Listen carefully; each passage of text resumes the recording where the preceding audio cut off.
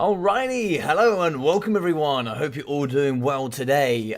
We are going to be here with BattleMania, Season 6, Week 3, and in the first semi-final we have Son of the Mountains, Grombrindle, up against Mr. Dr. Coco Sick. So we're going to be starting on Okina Hammer with the Dark Elves up against the Dawi. So here, welcome Mr. Batananard, hello, how are we? It's like here we're going to be having Hank as well as Juros, Mucklock and CJ and all the rest of you guys as well. It wouldn't be a long stream if you started on time. Well, Mr. Hank Cyrus, if you ever hosted a tournament in your life, then you would know that they are very, very busy and you cannot, unfortunately, always start on .x. I do try my absolute best, but of course, sometimes they do become very busy. Being today that, you know, things don't always run smoothly, with challenge going down, etc. During the tournament, it makes things kind of busy. So there we go. We are going to be starting off here on Okina Hammer, which is going to be a relatively wide, flattish map. So we should be able to, yeah, it should be pretty Dowie favoured to making the matchup a little bit more even, for sure. Hey, for Poland, Mr. Parkerilla, Mr. Quack, how are we? Welcome. Both of you legends, how are you? I hope you're doing well today. Hope you're doing well. Alrighty then, so you can see Okina Hammer here, and you can see that you have a little bit of terrain, nothing too much, but this can be enough here to really throw off Thunderers. That line of sight there can be very difficult to get over the top. A couple of trees here in the middle as well that actually be purchased right in the middle of the battlefield. We're also going to be having the skull here, so just a couple of terrain things you have to take into consideration. But the Dark Elves are going to start on this side, so very interesting. Mound here on the left here for the Dowie, or from the Dowie perspective on the right. The left is going to be a little bit flatter and a little bit better for them, but of course you can hide behind that rock. So a couple of items to take into consideration. We can see here the double bolt throws in the middle. They're ready to go. Bolt throws coming out a lot more here from Mr. Chad Thorgrim as of recent. Of course, they're only going to cost 550, anti-large and armor piercing. So, yeah, but they do suffer at 340 range. Obviously, you get 440 there for the cannons, and you get 440 for the grudge throwers.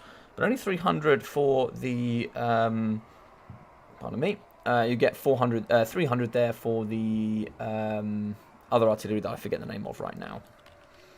No, it's not coming to my brain. So we have Dwarf Warriors in the front. Quite a few Dwarf Warriors there, mixing in with some Longbeards as well. Slayers in the back. Also here with more Longbeards, triple of the Rangers. And triple of the Quarrelers make that 4. So quite a few Quarrelers here just to combat up against some of the Rangers as well. Miners here as well, just cheap miners. Urkran miners here on the side as well for some of those blasting charges. Double bolt throws could be very interesting indeed. Could certainly struggle, but bolt throws are nice in this because, of course, if you do mean Reaper bolt throws, they have 350 range. So you can actually use them to combat them pretty cheaply for 550 gold indeed. Good luck, have fun from one. It's like Dark Riders there with the Sorcerer's Beast behind the rock. Very nice positioning from Dr. Coco Sick. Mr. Undead, welcome, my friend. How are we? I had to fight Grombrindle in round 1. Hope he wins. You want the one you lost to, you want to make it win? Yes. Geometry 101 with Dwarf mains. I mean, can you be sad about this geometry? This kind of should make all of you feel very happy to witness such a geometry, Mr. Neckbear. I know you love it. I know you Dwarf mains, you Neckbear. I know you love it.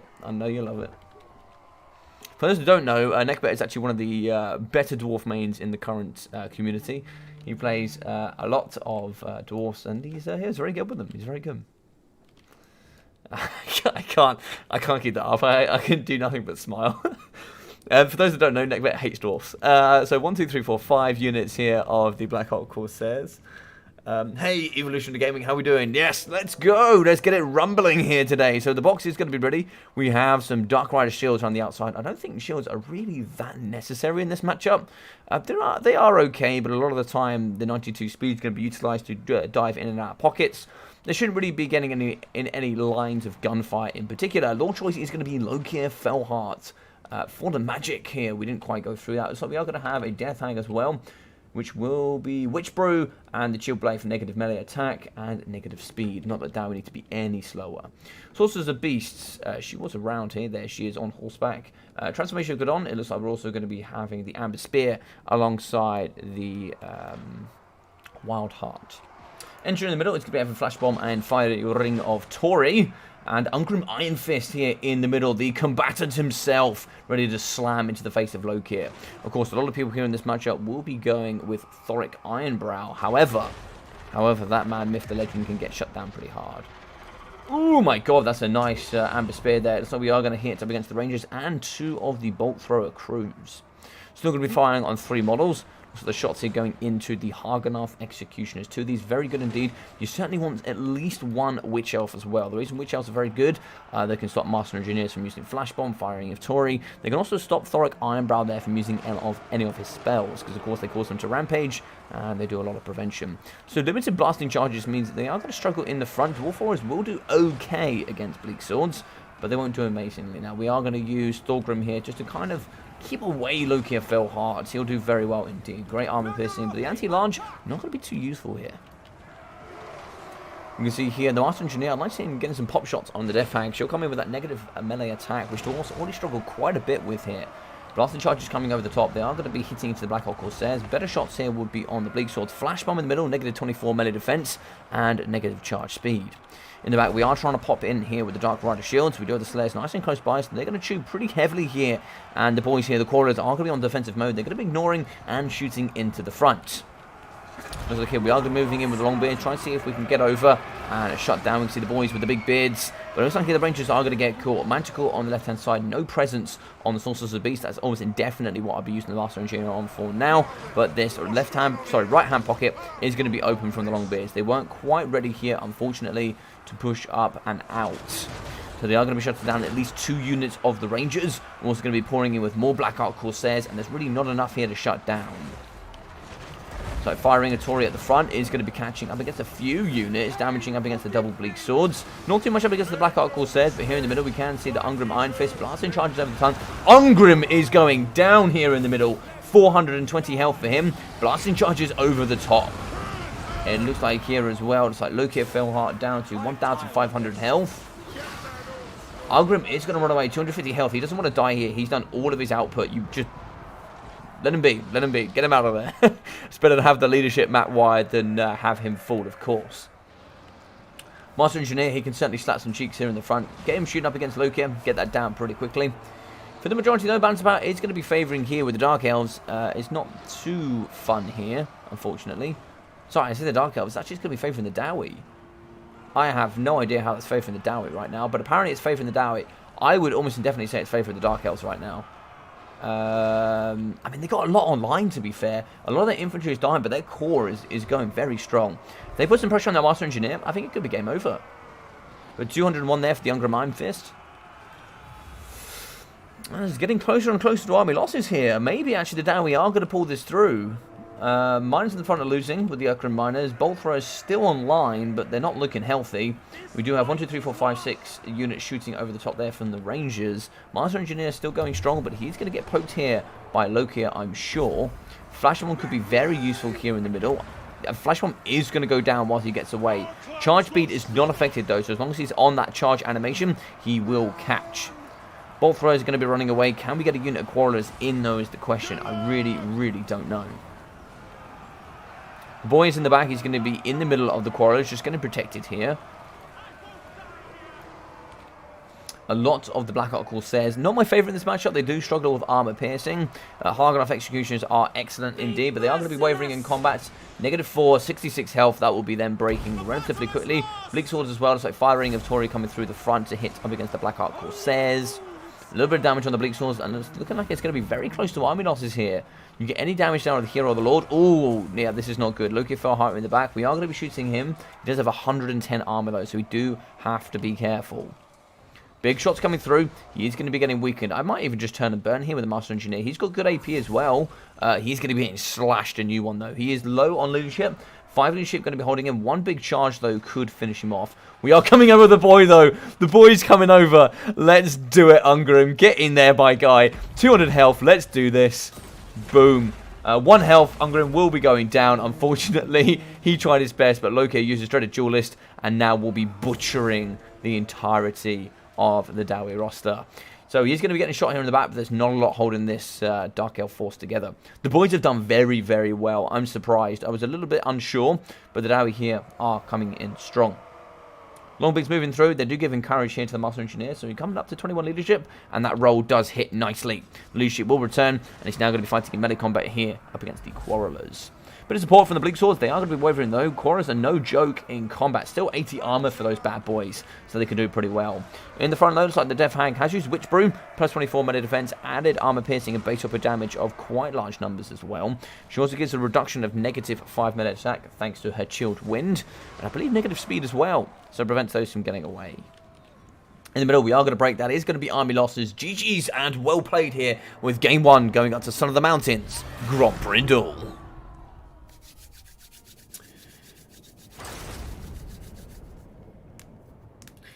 True, I'm the leading authority on dwarves because I know what a square is. Oh, dearie me. GG's well played. GG's well played. So, we got 1,400 for Loki, fell hard. 1,000 there for the Sorceress of Beasts. 1,100 for the Death Hag.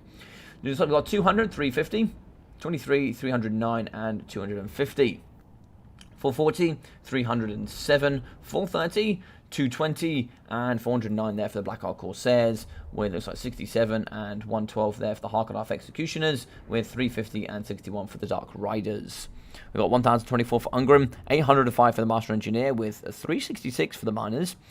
So we've got 360, 430, and 540 for the Dwarf Warriors, 812 for the Urkram Miners. It looks like 310, 17, 21, and 500 for the Slayers. So Longbeard's not doing so greatly, actually, but they still have a lot of health, so maybe they could have given some more value. 380, 580, and 666 for the Rangers, with 568, 575, 713, and 800 there for the Quarrelers, with a bucket more to give. 550 and 950 for the Bolt Throwers, so very good indeed. Coming in with a triple chevron. Very good, very good. Yes, well played indeed. Well played indeed. So let's update that scoreboard.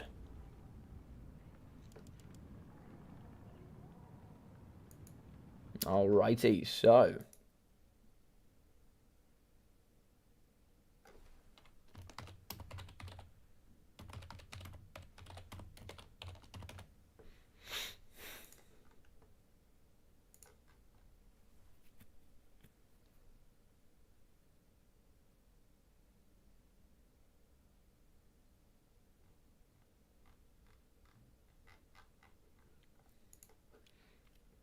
alright, so the scoreboard here, we'll be having 1-0 there to Mr. Son of the Mountains, Grombrindle. The man's coming through here, the myth and the legend.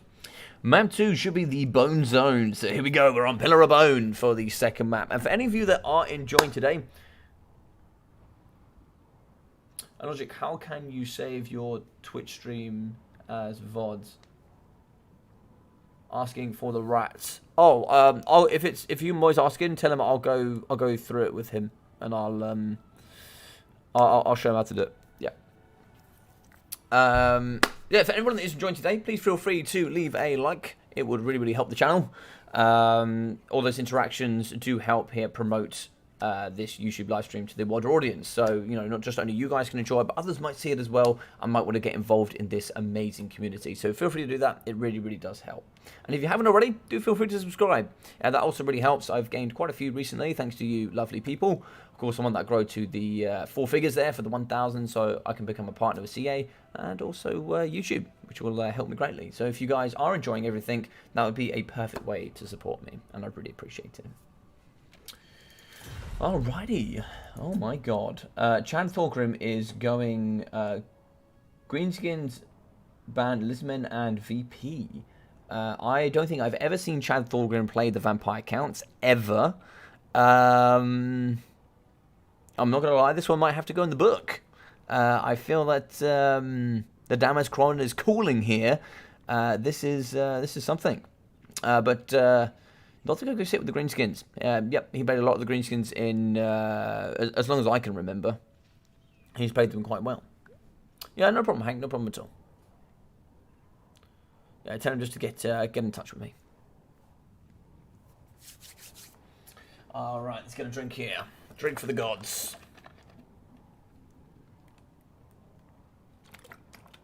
Today's drink of choice will be the Volvic Touch of Fruit Strawberry. Lovely stuff. Lovely stuff. Alrighty, so for game 2 here, this is particularly, or at least traditionally, VC favoured. They have lots of great big monsters that cause terror, and of course greenskins really struggle with that, which is why you see the VP and also the Lizardman ban. Lizardman's probably the worst matchup there for the greenskins. Lots of big armour, they don't have bucket loads of armour piercing. They have good anti-large, but not bucket loads of armour piercing, and they struggle with terror. Now, there is one counter that I know. Of course, you do have Rabble Rouse there, for the 40-meter radius of immune to psychology in from the big boy. You can bring the Black Orc Big Boss, or the Big Bob as I like to call him. The Big Bob can just he can just bring in the Rabble Rouse and then also the Brass Cleaver. Both of those together is a really nice combination because that gives plus 10 melee attacks to all units and lords and heroes around them. I'm curious to watch Grombley play VC. I know, it is book-worthy. I won't lie to you, Mr. Pantelenard, or shall I say Mr. Fantalemonade. It is book-worthy. I might have to scribble this one down, but yes, it will be interesting to see a man of the box variety here. Mr. Dog, hello, my sir. It might be nice to see him play a very, very aggressive faction. Although considering they do have no range, they're actually not super aggressive, actually. They're probably not even one of the most aggressive factions in the game, even though they are only melee. I say only melee, of course they have magic as well, but yes. Greenskins do, of course, struggle with healing as well, so unless you go Grom and River Troll Hag, which is then, of course, then you have healing support, which means you can't get Spirit Leeched, but Spirit Leech could be very strong in this matchup. Spirit Leech with Gaze and Nagash could really delete big elements of this, big elements of the Greenskin core. Greenskin core very much relies on their leadership, and you look, oh my dear God, look at that. Yep, we'll come back to that later. Oh my God. Alright, so we are going to have the Claw of Nagash here with the Reliquary of Binding, the Tome, as well as the Reliquary of Corruption, and the Chilling Aura. In the middle, we are going to have the Konkenstein Stalkers. These bad boys here with the added armor up to 60 with the poison melee attacks. In with the Skeleton Warriors, and more Skeleton Warriors. We are going to be having 1, 2, 3, 4 units of Graveguard, including the Sternsmen. Sternsmen lose that AP, but of course here they do gain the stats, plus regeneration. We're also going to be having the Necromancer here in the middle. Necromancer will be having the Forbidden Rod and the Vigor Mortis. So just going to come in here for the extra mana. In the sky, we are going to have in the Lemahian Vampire Lord, which will be having Seduction, as well as the Lightning Reflexes, the Pendulum, and Raise the Dead, Invocation, and the Pestilence Breath attacks, with Hunger as well as the Curse of Undeath. So 1, 2, 3, 4 zombies in the front, made that 5, and they're not going to be in those long columns. So here, Grombrindle going out like an absolute Chad. We are going to be having Direwolves on the flanks, mixing in with 3 units of the Spider Riders, including the Morgrim's Magic Marauders here for the added AP and ITP. Black Orc box here as well, so Black Orcs in the front, 1, 2, 3. Not seeing the ROR, quite surprised there. We are going to be having at least 1 Orc Shaman. Spirit Leech on him would be gorgeous, he will die very quickly. Headbutt as well as Brainbuster and Evasion. Alongside here, the Goblin Big Boss, who will have They Need Stabbing. Grom, of course, in the middle for the anti-infantry, as well as all the bonuses. And we'll be having Axe of Grom, Lucky Banner, Greatness here, and the Language of the Boys in with the Double Giants here for the Terror. We're also going to be having the the 8-peak Loonies in the back for the Fanatics and some of those Gobbos. Very nice indeed. So we're going to try and cut in the front here up against the 95-speed Direwolves. That's not always gone well here in history for the Skirmish Cavalry. In the front, though, we're going to see Grom the Paunch. He's going to be wheeling and dealing over the front line here of those doggos. They're going to want to run away. They want nothing here to do with Grom the Paunch. Spider-Run's coming forward. I get a little bit of poke, a little bit of poison here up against these naked Direwolves. We can certainly move in there and start doing some damage. I don't know what we got here for. We just got Raise the Dead and Invocation. Very interesting. Grom be moving in with the big man here. Or should I say the big lady? I do apologise. The Vampire Lord, she's going to be moving around left, right, and centre. We are going to see a summon here in the middle. Oh, we catch some of the spiders. Very nice. Spiders are going to be withering through. They are going to struggle here, but they are going to get away. But it is going to stop them a little bit. It is going to cause a little bit of panic here coming in from Mr. Dr. Coco Sick. Double Giants could be interesting. No Vargolfs today, which is something I see regularly in this matchup. But of course, we've gone very wide with infantry. So the zombies are going to move forward. We are going to be chasing here with Grom. Grom only has 84 speed, so not going to quite catch that 95 there. And the mobility is just much higher. Of course, he has turning circles and all sorts of things. Although his turning circles are not slow. This boy certainly does move at a good pace.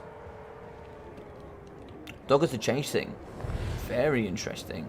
Invocation going down. Doggers are chasing. They are going to be napping the ankles there of Grom the Paunch. We are going to be coming forward here. Shots in up against the big boys. Oh, a summon in the back perhaps as well. That could really pin in some of the spiders.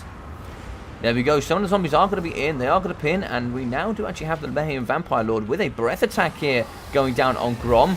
Grom is going to feel it. We're going to get a Brainbuster that is going to shut down the entirety of those doggos. Lovely Brainbuster. Good counter on counter on counter here. But we pin him for the breath attack. And so we are going to get a pendulum here through the Black Hawks as well. The big boys, the biggest of the bad. They're going to get slammed here in the front up against those cheap chump zombies. In the back here, zombies going to be pinning in up against some of the Black Hawks as well. We can see the Giants moving in. Big swipes here, but that is going to reduce vigor over time. Spider Rider is going to shoot into the sky here up against the Vampire Lord. But he don't particularly mind too much there. We're going in with the Claw and Nagash. Does have magic resistance as far as I'm aware, but unfortunately here there's not too much that does magic damage on the Greenskin roster.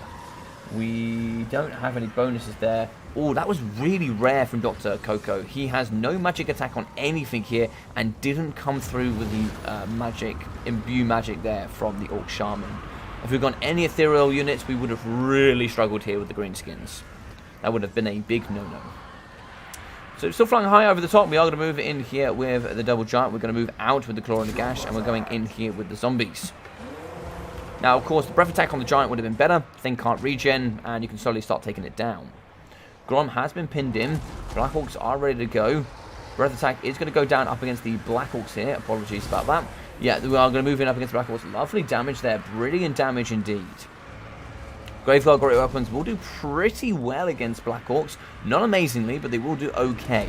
They do have support here for the Necromancer, who's a little bit far away for my liking. I like him to get a little bit closer to start giving that plus 5 melee attack and melee defense. Another Pendulum here up against the Black Hawks while going down. 8 Peak Loonies as well, taking a bit of a punching. And we can see here, going through the skeletons, just missing the Graveguard. The boys here in the back going to be just swinging around, and we should catch them exploding there in the middle. I love it. Alright, here, we're going to be pretty wide. Less of a box now, more of a line coming in with the Greenskins. We do actually have the Black Hawk Shaman. If we get down there with the Vampire Lord, she could certainly clap on some cheeks here from the Orc Shaman. Get rid of him pretty quickly, and he will be gone. Yes, the Dragon's going in. Are we going to catch, though, is the question. Then we're going to be moving in with the Spider Riders, potentially. No, she's going to be pulling out, as one of the Giants does come over. Oh, yeah, hitting the backside there. Seduction going down. Negative 24 melee attack, and negative speed as well. Here in the middle, it's going to just be a bunch of zombies. It's going to be another Brainbuster here in the middle. Really want to get rid of that caster if you can. You really want to get rid of that caster. Brainbuster is going to delete a lot of your chaff, which is so important here for the VC. Over on the side, looks like the 8 Peak Loonies are going to fall to the Graveguard Great Weapons. Down to 8 models as we cycle through here with the Claw and Gash. Claw and Gash could do with getting in the back here if at all possible. Black Hawks are a huge threat here. They are going to be fighting up against Graveguard. They'll do very well there. 36 and 26 up against 27 and 27. So Grom here is fighting up against Skeleton Warriors. We are going to be hitting in the back here. Summon as well to pin in. Black Hawks are coming through though. Could we get the hits on here? Lucky Banner going down. Axe of Grom. And also here, the Great is here. So giving that plus 8 melee, 8 leadership, base weapon damage, and melee attack. We do get away with the Dragon. And unfortunately, the Black Hawks are not going to be coming in for the chomping. In the black here, the Claw and the Gash is really struggling. We can do with an Invocation in the back here to heal that thing up. And it looks like here the Necromancer, Forbidden Roll going down, is going to be getting absolutely well and truly slapped here by these double giants. We are moving in with the Graveguard. The Graveguard are going to struggle here. They are not built to design to take down these big monsters. If they can remove the Black Hawks, we can certainly start cycling here with the vampires that we have. They need stabbing, going down for negative armor, negative melee defense as well. We just want to get away here and make sure we don't stick in that for too long. Over on the left here, we do actually have the Goblin Big Boss. He's going to be fighting. Is he on a spider or on a wolf here? It looks like he's going to be on a wolf, given that added speed. Grom is seriously weak, though. We do have to be careful. We have pinned in the Vampire Lord. She is going to be in some big trouble here. Looks like that hit did miss. But Grom is not in the best of states. If we get a breath attack of Grom, it could be GG's here. I don't know. Balance of Power is going to be pulling into the Greenskin favor, but we should get some healing here from the Vampire Lord. The Vampire Lord, pretty on his own here, is going to be the Goblin Big Boss. So we are breaking the Orc Shaman. That's nice rear charge here up against Grom. Grom is wavering. Giants could hit here in return. Looks like they're not going to be able to. We are going to try and hit in, though, with the Goblin Big Boss. He misses as well. Oh, we do miss there up against the Vampire Lord. We do miss. Grom is in big trouble. It looks like here we did actually... Is it shatter or kill? I think we actually killed the Orc Shaman. So no more Brain Busters. Looks like the Sternsmen are dying here over time. We are going to have 180 health left for them. Cycle Charge on top. Lovely hit on Grom. Grom could fall here. Grom is going to break. He does have regen, though, so he will be able to get away. We are going to get out here. They need stabbing going down yet again on the Vampire Lord. She's going to be right next to Seduction. Could we kill off Grom, though? We must chase him off. If we chase off Grom and we kill him, it could be game over. There's no way those Giants stand here without that leadership buff. They do actually have all right. They do have all right leadership. I don't know, though. I don't know. Seduction going down, negative speed, so he's going to really struggle to get away here. We do need a successful hit, though, with the Dragon, and that could be a problem. Grom is going to cycle out. I don't know if he's going to be able to come back here. Negative 27 leadership. But great chasing there from Gromby, showing an amazing amount of game knowledge to push him off. We can see here the Double Giant is going to be slapping up against the infantry here. So the Goblin Big Boss is coming over. Yeah, don't go chasing. Don't go chasing. Use your Goblin Big Boss. It's going to look tough. So the Claw of Nagash, chasing off the Black Orcs as well, is going to do damage over time thanks to that Vigor Mortis. Sorry, not the Vigor Mortis, it's just going to be the Reliquary of Corruption. It's actually going to be the one that does the damage. It looks like one of the pawns actually healed a considerable amount, but he is going to be going off. That is going to be negative 16 leadership here coming in for the Greenskins. They are going to be wavering. As you can see, we might even break here with the Terror. I think we come in with Terror here. Yes, we do come in with Terror. That is actually going to break the leadership here and terrify the Goblin Big Boss. Negative 21 will actually factor him below 0. He is going to go to 0. He will return here very quickly. But of course, it will keep him away from the main battle line. So we are going to be close. We should be able to give a few bonuses here, as well as healing to the Graveguard, which is very necessary. Coming over the Vampire Lord, I think she should have one breath attack left. This is an excellent game here between these two. Black Orcs returning, as well as some of those Gobbos. Gobbos probably won't even come to the front line here. I don't think they'll be able to get involved too much. We are going to move out with the zombie. Oh, actually the Conquesting Stalkers are going to move out. A little bit of poison. Can we get around the outside? Doesn't look like so. Great screening there coming out from Chad Thorgrim. Double Giants coming after the Claw of Nagash. Great stuff there from Dr. Kokosek, knowing exactly what needs to be done. We are going to try and see if we can snipe. We do miss the Goblin Big Boss. We get a second hit there, though, on the second attempt. Goblin Big Boss is wavering. 8 leadership. Is Terror going to tip him over? It doesn't look like it is. Looks like we are going to get away. Goblin Big Boss could chase down the Claw of Nagash. It is going to heal itself over time. He is going to be wavering. He does move alongside the Giants. Should be able to get some added leadership. Do we have a breath attack left, though? It looks like we are maybe going in for a breath attack or a cycle charge. It looks to be a breath attack. I'm not too sure. We are going to be chasing him against the Claw of Nagash again. Oh, that is a hit. That is a hit. Down to 960 health. Goblin Big Boss in chase. He is going to go in. Oh, nice fake there coming in from Chad Thorgrim. Hits are going to be chased here by the Tithe, as well as the Conquesting Stalkers. I don't know how the Tithe is still going here. It looks like Seduction going down, negative speed and negative melee attack. This is a super close game. Any single mistakes here will cost the game. He needs to be able to push out here with the Vampire Lord, or it is game over. Negative melee attack is huge, but I don't know if it's going to be enough. Oh, I don't know. And so we do break here with the Goblin Big Boss. We need to chase him off. We need to go here with the Lord. Double Giants have to get hold of this Claw of Nagash. This thing keeping healing is keeping that balance of power nice and high.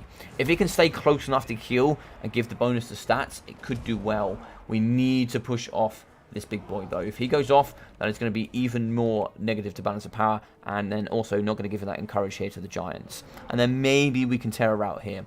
Graveguard, great weapons. They are going to be attacking mostly anti-infantry, but they do have AP, but only 30 armor for the Giants, so not super important. They don't have any healing, though, Giants. If we could get in here... Nice! The Goblin Big Boss does go down. So if we could get in here with an Overcast Invocation of Nehek, if we do have the Winds of Magic, hopefully it won't break the Vampire Lord, but she should heal if she's in the circle. A summon of zombies, though, could be better. We do actually have healing here for the Vampire Lord. She does have and has paid for her hunger. I generally would have dropped that and take a gaze in Nagash instead, but, you know, it all depends on the player. It all depends on the player. So we are going to go down in melee attack. We do cycle. We don't actually get a good successful hit here. Only 31 melee defense. We are going to move in with the Claw and Nagash as well, giving a couple of options of who to attack here. Down to 960 here for the Vampire Lord. And then we're going to still be fighting here up against the Graveguard Great Weapons. 12 charge bonus for the Claw and Nagash. It all helps, right? It all helps. Every little helps. 38 melee attack. We're trying our absolute best here to cycle down the giant. Maybe a summon of zombies could help. It's looking pretty dire. If we have to stay in sustained combat, it's not looking good here for the VC. Tithe are falling. Good cycle there. He's going to do a little bit of damage over time as well. Good cycle there from the Vampire Lord. Vampire Lord gets hit. Down to 600 health. Oh, wavering. Don't go to negatives. If she needs to come back into the positive. If she cannot come out of the positive, that is game over. -2, 3. Okay, she comes back. You need an invocation right now. Right now, or you're going to be going down. Oh, no. That's going to be balance of power on the win for the... Oh, well played. Well played. Well played. Probably just no Winds of Magic left, unfortunately. Just no Winds of Magic. GG's what played.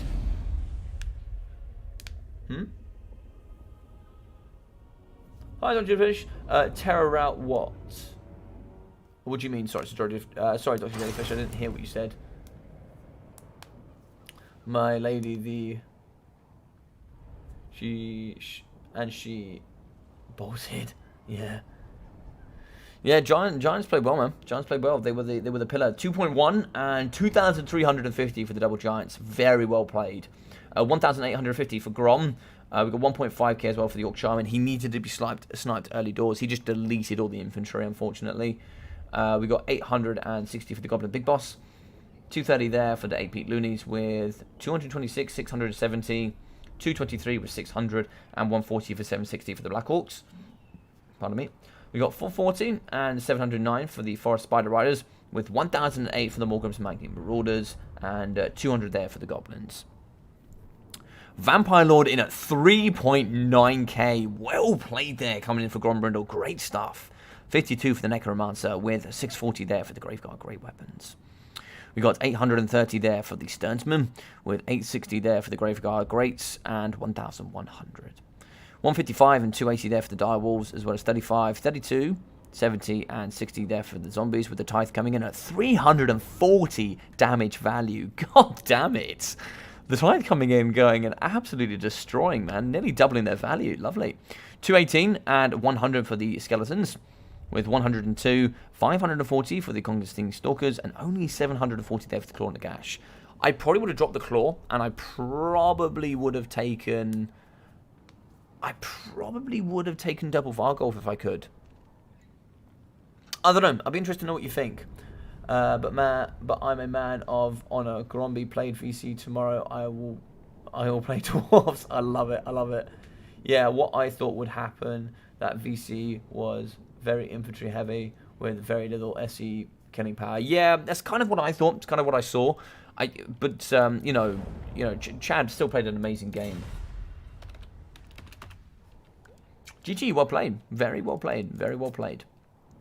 Last map should be Tower of Hoeth.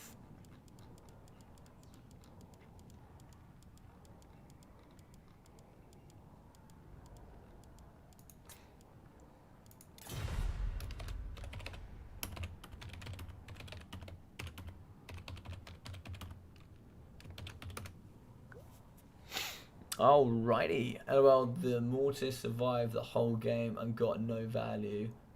Yeah, the problem is because the double giants screened out, right? The double giants just didn't allow any sort of pressure there in the middle, which is, super unfortunate.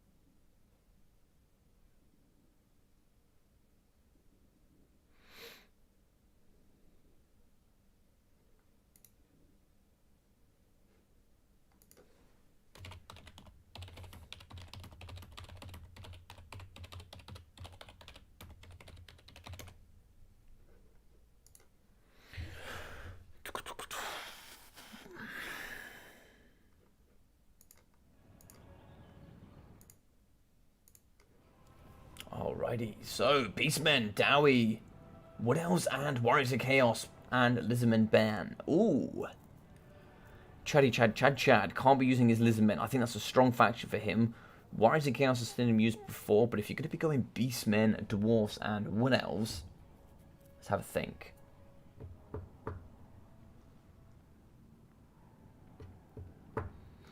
Obviously, banning Beastmen is quite a strong one. You could... That's good coverage. It's really great coverage. A lot of your strong counters... You could go High Elves, ban Beastmen.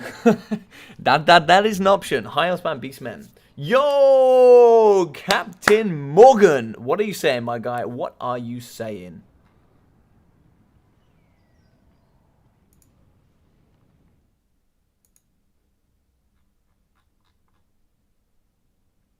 What are you saying, my guy? What are you saying?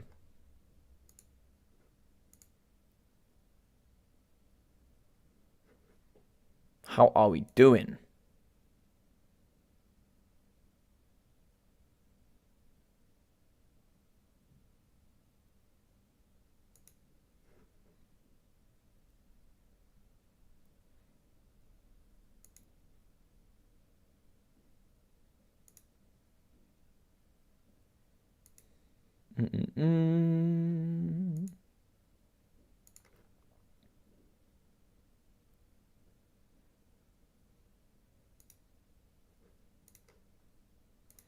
Give me 10 seconds, ladies and gentlemen. Ah, there we go. Very nice, very nice.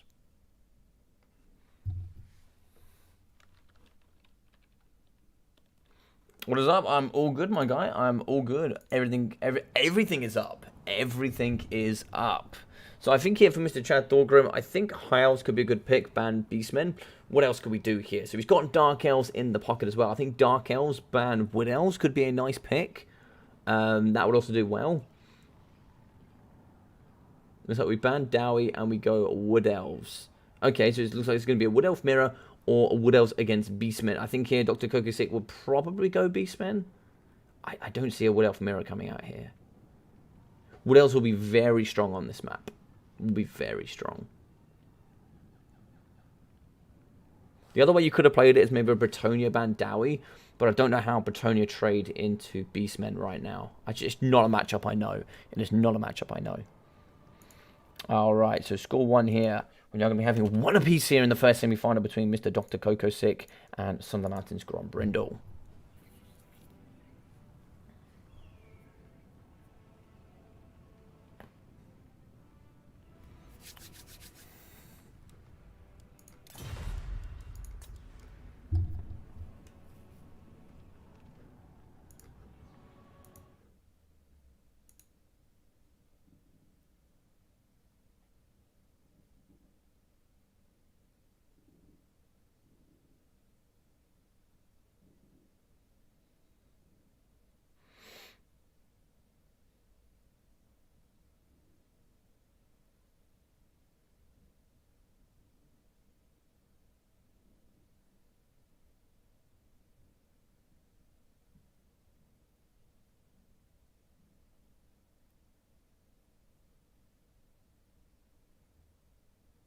All right. Sorry. Apologies. Right. Ooh. Ooh. Okay, so this is going to be a Wood Elf mirror. Let's get it going.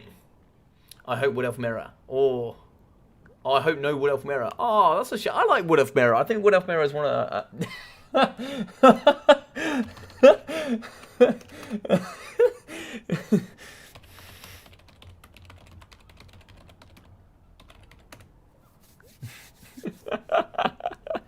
Looks like it's not what was planned. Hey, scoreboard logic. Have I done something wrong, Mr. Undead?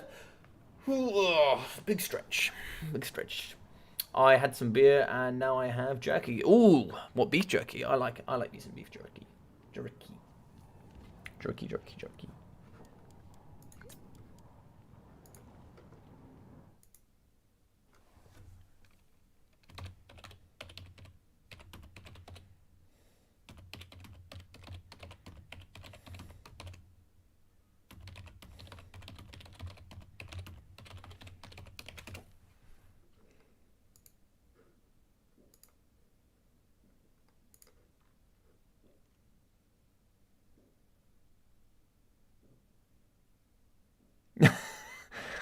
Okay, so NetBet has now gone on to replays for casting and sent in amazing Dwarfen gameplay, no clickbait, yo. Hey, Dark Phoenix, I hate this matchup. This matchup is a real brain teaser, right? It's kind of like, what you generally see is you see Starfire Shafts to help delete like Dryads, etc. Because of course they come in with physical resistance, so you want to have that magic damage and a bit of kite. And then you go Wild Riders, how many do you bring, what do you do? Drycha's normally commonly seen here as well for a bit of extra summon power, and it's an absolute mess.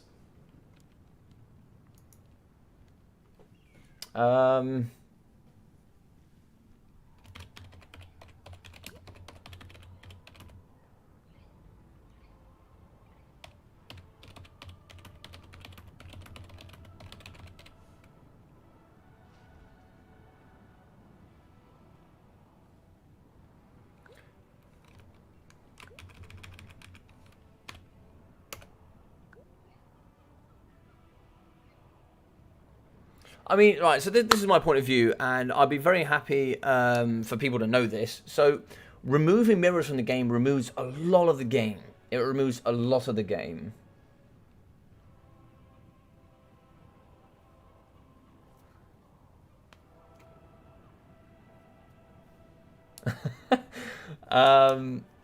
Removing mirrors removes a lot of the game. At the same time, Chanforgrim didn't have to pick Wood Elves. He didn't have to pick Wood Elves knowing that Wood Elves was picked.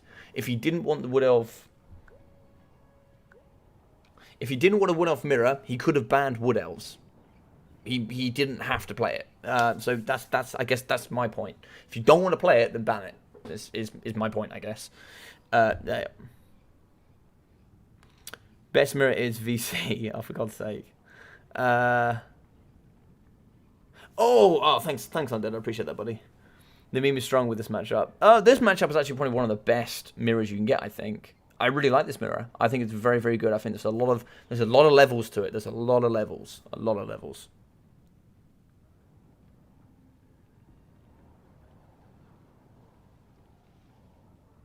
Remove. I was thinking. I do actually have a tournament that could involve mirrors. Nothing wrong with mirror matches. More the problem color of the flags. Yeah, I wish, I hope, I think. I'll be careful. Hopefully that will be different in Game 3. Yeah. The only ones that should have mirrors are Vampire Counts and Pirates, after all. Yeah, so there are some mirrors that are painstakingly boring. I understand that. There are some... there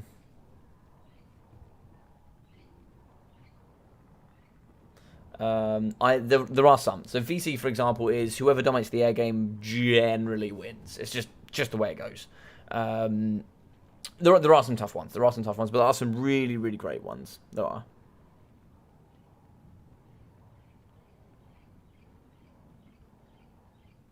It's Cold War. You shop the edition. I love it. Dowie Mirror is actually the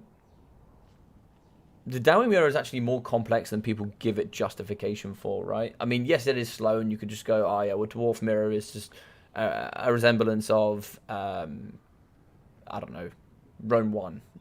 But it's not. It's got runes. It's got flash bombs. It's got a nice elements as well. Like, for example, if you go with giant slayers and you treat them as cavalry, you've got normal slayers that counter them.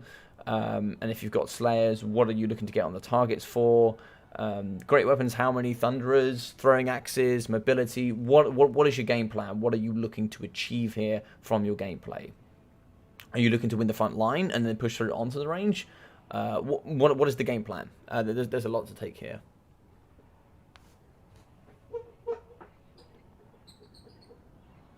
I generally don't think the Dowie Mirror match is one of the worst. I generally don't. The secret language was understood.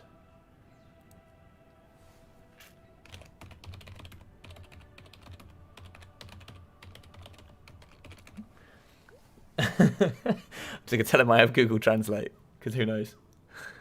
But how's everyone doing today? I hope we're all doing really, really, really well. This is going to be game 3 here of a best of 3 for the first semi-final. So if you guys are enjoying, please feel free to smash that like button. It really does help here on the channel, as well as a cheeky little subscription. If you are enjoying it, you are liking it, it helps out a lot. A lot, actually. More than you guys know.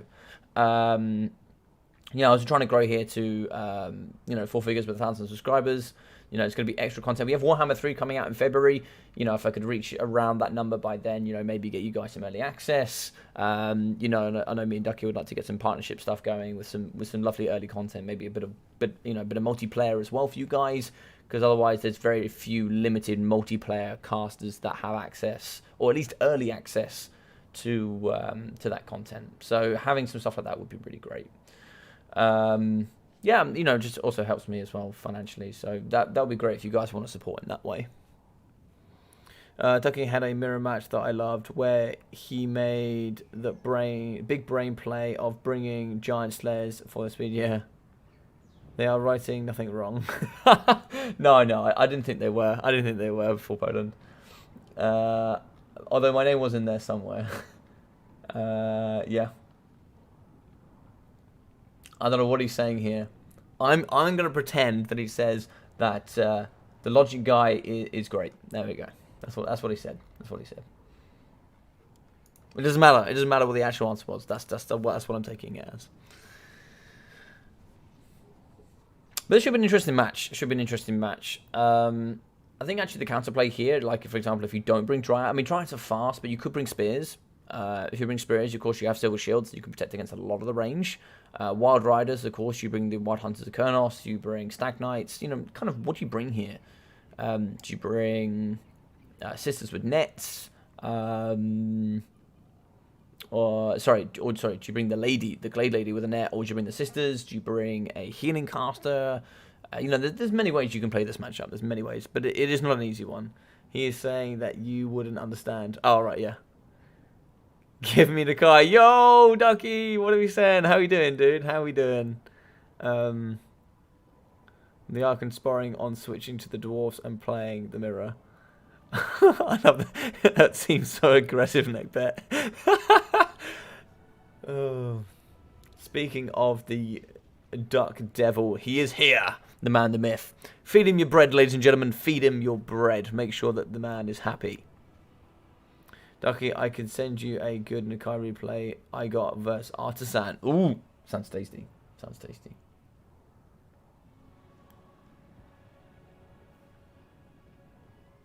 By the way, will you be part of Ducky's Teach Me Total War tournament?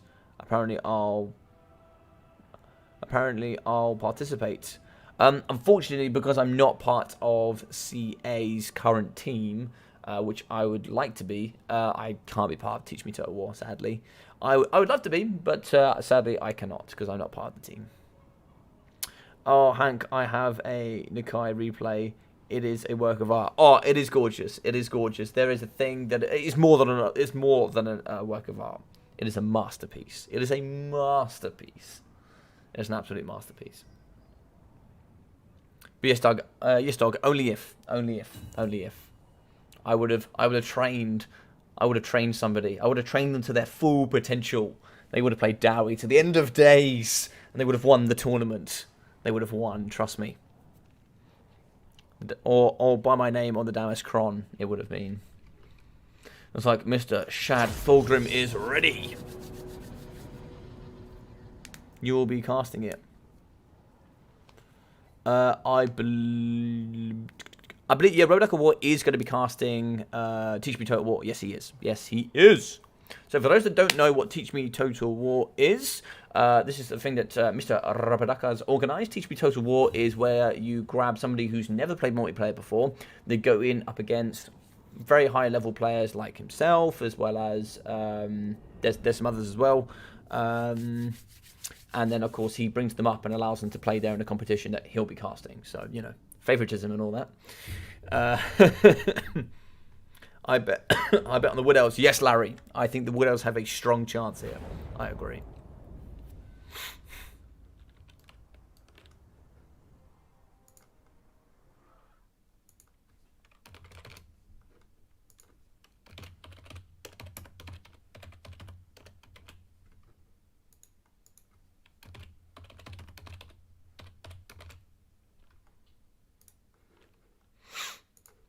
Alrighty, so we're on the Tower of Hoeth, and this is a really nice campaign quest map. I like it here in the middle. I can't quite go in, unfortunately. But here, you can actually spawn in this little up here, for those that don't know. I believe there's actually a in the quest, I believe they actually charge down from here on the red carpet. I'd like to get some riders in here and do a bit of a Rohan charge out, but a lot of people probably would guess that I would do that. So looks like we have some Deepwood Scouts, just regular Deepwood Scouts here. We are going to be having the Rats of the Frozen Hearts, as well as a few others mixing in. Are they all going to be in the trees? No, they're not. They're going to be over here. So we are going to be having some Town Guard shields. So we have the Winter Heart Guards as well, which are unbreakable, of course. We are going to be having Durthu here today, the big man here. Durthu will be having the Sword of Death, as well as the Lamentation of Despair, Transformation of Gadon, the Pan's Impenetrable Pelt, and also Wild Heart. We are going to be having some of these Zotes in the back there with Flesh Stone and Earthblood, and just a nice bucket ton. We are going to be having the double Waystalkers in the front with the Arrows of Kurnos and the Hawkish Precision? No, that's not correct. That's not Hawkish Precision, is it? Oh, it is. Oh, get off me. Who knew? I didn't. In the back, we are going to be having for Grombrindle, Deepwood Scouts, Deepwood Scouts, Deepwood Scouts, alongside a Branch Wraith with the Gladelord as the lady. We are going to be having, though, the Wild Hunters of Kurnos for the anti-large, and all those great stats with Frenzy. Zote as well for the same Earthblood, and oh my god, Jesus! She got deleted on horseback, down to half health already, going to get immediately healed. Fantastic. Wild Riders in the back here, overcasted for the heal. The Wild Riders over on the left as well, with a couple in the trees here. So we are going to have some Wild Rider shields. And that seems to be it. The boys are moving forward, a bit of kite as well. Doesn't look like there's going to be any front line. It's going to be very interesting indeed. It's going to be a bit of a box off here, I think, with a couple of the shooty shoots in the front. Deepwood Scouts, just to double check, they both got the right numbers, of 410 for the Grumpy Grindle. Can the Dowie Legend bring it out here today, though? I know Dr. Kokosik has been playing very well here. He's got himself into the semis and just pulling apart the Dowie Legend. I don't know if he's going to be able to pull apart the King of Son of the Mountains.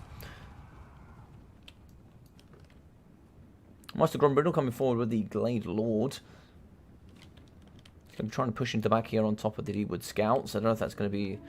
Oh, so we are going to spot the Deepwoods here on the left. We are now going to be firing in. It looks like a couple of shots actually going to be pouring into the Waystalkers. Don't want to be shooting the Waystalkers. You 100% want to be shooting this triple lot. Cavalry is ready to go. You want to be getting the cavalry in and around and shutting down early doors, or at least pushing them and making sure they can't shoot too... Or with too much high accuracy, for sure. So we are going to be shooting in over the top there. Coming in from the Gladelord. She's got... oh, it's the Glade... Oh, it's the Glade Mister. Oh my god, I got that wrong. So the Glade Mister today will be having the Helm of Discord alongside the Banner of the Hunter King and the Call of the Woods. So like here in the middle, we are going to be having a Pendulum.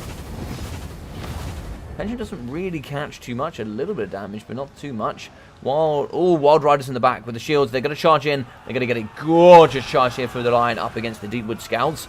Going to be sending those guys packing for sure. Shots coming over the top. A few will pour in here to the Wild Riders. They are now going to be charging into the back of their box. Lovely work there coming in for Grumpy Grindle. In the front, charge here from the Zotes. The anti-large boys with armor piercing. Should be able to thump here up against the Wild Riders really comfortably. They're going to be charging. They're going to be leaping. But they are going to be dropping away. Not quite going to be able to catch you up against the Wild Riders with 85 speed. Double of the Waystalkers, they're going to be falling back as well. Looks like we are going to be shooting into the midline. Trying to see if we can kill the Gladelord. But certainly going to need a heal there for him. You can already see a healing cap coming out. I believe we only have one more Arrows of Kurnos here from both sides. Shots coming in from the back there from the Sisters of Thorn. Sisters of Thorns will have the Curse of Venera and also the Shield of Thorns. Yes, Shield of Thorns there for the damage resistance. I believe they get 2 Shield of Thorns and I believe they get 1 of the Curse of Venera there for free Winds of Magic. Gladelord still shooting him, 190 range for him. He's going to be popping his shots here into the front. Wouldn't mind seeing them shooting to Durthu just a little bit. The man will tank quite hard, but of course no healing here in the pocket for him. Shots coming over the top. They are still going to try to hit here. Oh, big hits going down on the Gladelord. Shots coming in over the top. We are going to be hitting into Durthu. The big tanky man with 110 armor. Should be able to tank a lot of that, but he also has physical resistance and missiles. Let's just double check there on that. 20% there on top of 15%. That's 35% negation there to those missiles. That's why magic damage is so important. Having the Swish of Shards does reduce your range from 180 down to 135, but of course gives you that imbued magic damage. Also, they do fire 2 per volley. I don't believe the Deepwood Scouts do that. Nope, they do not. Hiding in the trees, and rightly so, is going to be the Gladelord. We are running away here a little bit.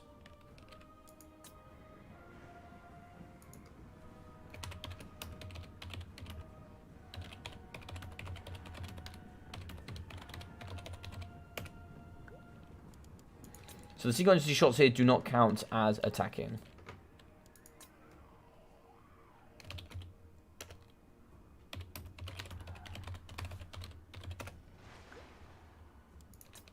So shots coming over the top, they're going to be firing here into the Zoats. Just making him aware that, of course, here the double Waste Orcas, as they are single entities, no matter even if they are shooting, they don't count as engaging. Even just engaging Durfu does not count. You do actually have to shoot here with other range. And of course, I can see both sides. They can't see each other. We are going to be shooting over the top here into the Wild Riders. In the front line, I wouldn't actually just mind that, they are going to be fighting massively over the top here. We should get some lovely damage pouring through down here on top of the Rangers. The Deepwood Scouts are going to get hit pretty hard here. And it's not looking great for them. No Earthblood, no heal, of course. So it is going to be pretty dire indeed. Waste Augurs can shoot to the heart's content. If you keep them shooting here, though, up against the Wild Riders, you will kill models, but of course you do want to kill the Lord. We do have Arrows of Kernos, I believe, still in the pocket, so we are going to be waiting. But in the back here, we can see the Branch Wraith. She's going to be, it's going to be pretty close. Both sides not particularly engaged in the attacking rules, but this is a tough matchup.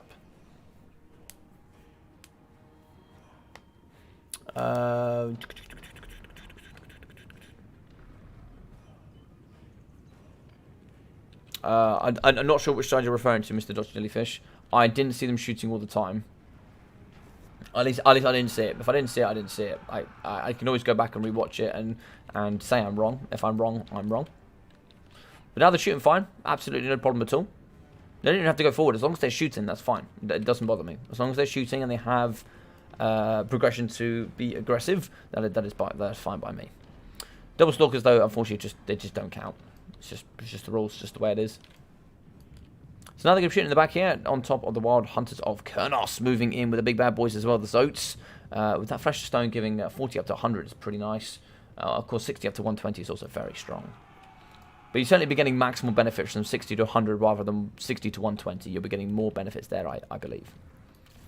Statistically, anyway. On the stat front, you'll be getting more benefits from 40 to 100. Big shots here still pouring in up against the Deepwood Scouts. A lot of the boys here in the middle. We do actually have one, maybe 2 Earthbloods coming in from the Zoat. So maybe an Earthblood here in the pocket could be quite nice. Could allow a good heal here in the middle. So that's maybe what we are saving there. Shots just with a near miss there on the Deepwood Scouts. Nice dodging. Firing over the top. What are we going for here? So I'm actually going to be hitting Durfu. Once we do run out of ammunition here for the Deepwood Scouts, though, we are in trouble. We do have to be careful, because then, of course, you will have to engage. Deepwood Scouts here, so we are going to have 7 ammunition, 9 ammunition, and I can't see the other one right now. But there's quite a fair amount of ammunition left here. Sisters of Thorn, they're going to be shooting in as well. They have 42 missile strength with the poison as well. We can actually shoot into the flanks here of the Winterheart Guards, and they do have shields, of course, but shooting them in there in the flanks could be very nice. And Ioth's flame! We also have some pendulums in the pocket. I'm sure the Bronze Mage could get forward, but she might be saving for a couple of Earthbloods. We do have an Earthblood here in the back. We are ready with the surround. Some nice patient play here coming out from the big man himself. Here the Gladelord, 1.2k health. That is particularly low, actually. We will have to be super careful with that. Double arrows of Kernos, due to the reduction in flinch being on horse, could be a big problem. Arrow shots over the top. We are going to be firing in, doing some lovely damage here up against the Deepwood Scouts. Lamentation of Despair coming down the pocket, and that is going to rip through some of the models here. So we are going to kill 2 for that nice spell. I believe we get 2 of those there for Durthu. So Lamentation of Despair going to do some nice work. Yes, we do break one of the Deepwood Scouts there in the middle. 360 health for them, -8 leadership. So they are going to break out of the pocket and try and find the nearest white line. In their wait, though, we are going to have the Wild Hunters of Kernos ready to go, ready to shoot. We're also going to be wavering here with the Deepwood Scouts. We have run out of ammunition here for the Deepwoods in the front from some of the mountains of Thorgrim. Sisters of Thorn there. They are going to shoot in from behind. They're actually going to be shooting up against the Zotes, and that's not a bad shot. They are going to have 60 armor, of course, getting in from the rear as well. But they don't have any shields, so it's not going to make too much difference. Shots firing over the top. What are we aiming for here? So we are going to miss pretty comfortably on the Sisters of Thorn. 85 speed? 85 speed. We are going to be shooting in the front as well, up against the Deepwood Scouts. Just going to keep an eye on Gromby here, make sure that he is engaging. He is coming forward with the Deepwood Scouts with the intention to shoot. He can dodge, as long as he does fire on a regularly positive pattern. Shooting over the top. We do actually hit here against some of the Deepwoods. That health does go down. Still 54 models, though. Shoot coming in over the side there from the Sisters of Thorn. What sort of ammunition here? Well, they've still got 7 volleys left. They could delete a lot of the Zotes here. We probably want to get a bit of an Earthblood on them, actually. Try and see if we can keep those models nice and tall. The problem you're going to have here with the cavalry is dealing with the Winterheart Guards and the Eternals. They are going to have good AP and anti-large. We are going to move in with the Zotes, though. Zotes are moving pretty close. As you can see, we are going to break the Deepwoods pretty quickly here, I think. Didn't see what happened to the other one, but 2 models of range here are going to be left. We do actually get a charge here in the back up against the Dryads, and we do get away. That's a sneaky one from Chad Thorgrim. That is a sneaky one that he got away with there. Shots over the top, Deepwood Scouts, they are going to be wavering. They are very tired. I wouldn't mind seeing them get a bit of a rest here in the middle. Tired only are going to be these Deepwood Scouts. Yeah, these boys are not happy. Shots still coming over the top. Looks like we have 17 models, 500 health for the Deepwoods there. In the other ones, 27 with 6 shots, but only 1 here left for those. Still charging them with the Sisters of Thorn. They have great missile damage. It'd be nice to see them get some more volleys up against the Zotes. Fortunately, maybe a couple of kills on the models, which means that Earthblood will do nowhere near as much value. Deepwoods still have leadership. 14 indeed. 470 health with 14 models. And it's like here, 2 volleys left. 2 volleys left. 1 here on the left, that is going to be one of the 2. So we are going to fire it over the top. 21 models wavering. The other one did break, so big problems there. Could charge off here using the Wild Hunters, get in and around and start shutting those down. They don't have any range left, so it's not particularly too important to shoot on them. Having the Deepwoods in the middle will allow you also to get shot here with the Wraths of the Frozen Heart and the Zotes. Models are falling. 12 here left, 11 leadership. We have run out of ammunition here on the right. We have run out of ammunition here, so we are now going to have to engage. We do have some left for the Sisters of Thorn, so as long as they are in and they are firing, that is fine. We are shooting over the top. We do actually break the other Deepwoods. That's really, really important. And they're going to move in the direction of the Deepwood Scouts. There are units over here, so we can progress in this direction, as long as he has the intention of attacking the Deepwoods.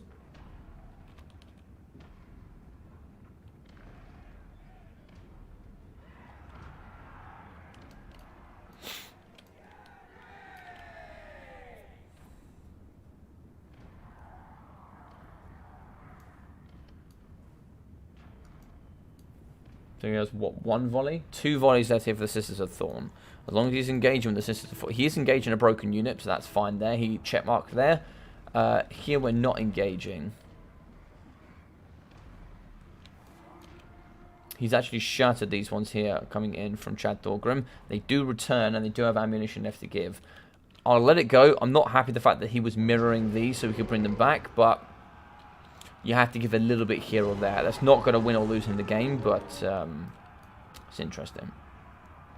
All Dryas are out in the open, and we can certainly see a big, fat, juicy charge here. They are going to turn, but they are going to get absolutely burned here. Now, we want to get out as quickly as possible. Do not hang around, because those spears are going to hurt. They are in. Chad has left them in for far too long here. We can see that actually the Zotes could move in from Mr. Thorgrim. The pocket is open. We could get in. We're losing that though. Oh, Flesh of Stone going down. Lovely. Good work there. Could we get an Earthblood in? And a lovely charge here. Limitation of Despair smashing to the flanks of the Zotes. And now it's going down. We can see here 100 armor for the bad boys. Breaking down those Dryads. We could also be breaking in here. And now we have committed. All cavalry is going to be in. It is going to be go, go, go. Trying to see if we can smash apart all of the forces. We do have Durfu. Curse of an Arrow going down. Negative speed, melee defense, and melee attack. We are going to be thumping really hard here. Earthblood for the healing. Going to be lots of involvement, but the cavalry is super far behind here from Chad. This could really cost him here at the later stages. Of course, attacking with a very small portion of his army. Shield of Thorns, they're plus 20% physical resistance. Base weapon damage increase as well. They are going to get pushed off. We do actually have the Sisters of Thorn nice and close. Sorry, the Sisters of Thorn. The Wild Riders nice and close to block out for the Wild Hunters of Colonels. Both have been terrified. We do charge in. We are going to create a nice pin effect. It's like here in the middle, can't quite see what this is. It is going to be the Sword of Death, damage and reduction on armor here in the middle as we fight here up against the Winterheart Guards. Okay, both units do come back here potentially. They should come back here. It is going to be a magical summon to help chase off as well. Oh my god, the Zotes shatter. That is going to be army losses. GG's and well played. Oh no, one poor engagement. One poor engagement costs it. He played the skirmish game so well.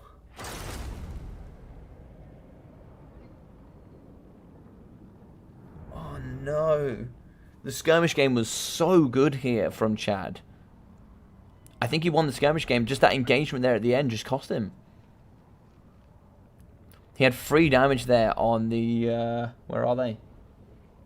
He had 3 damage on the Dryads.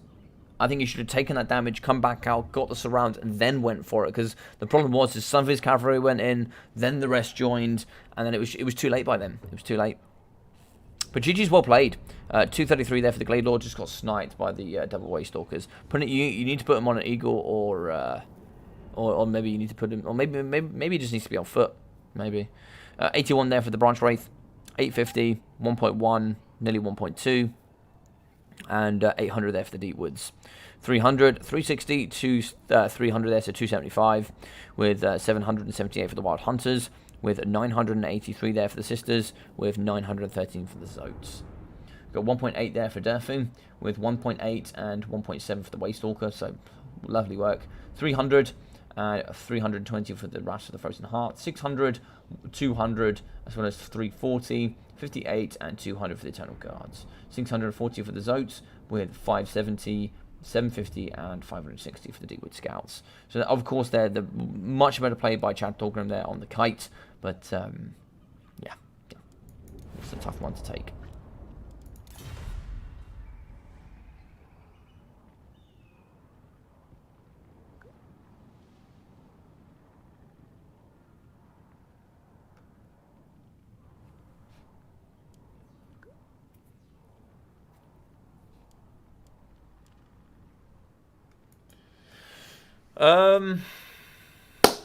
That's what you guys are saying. KG.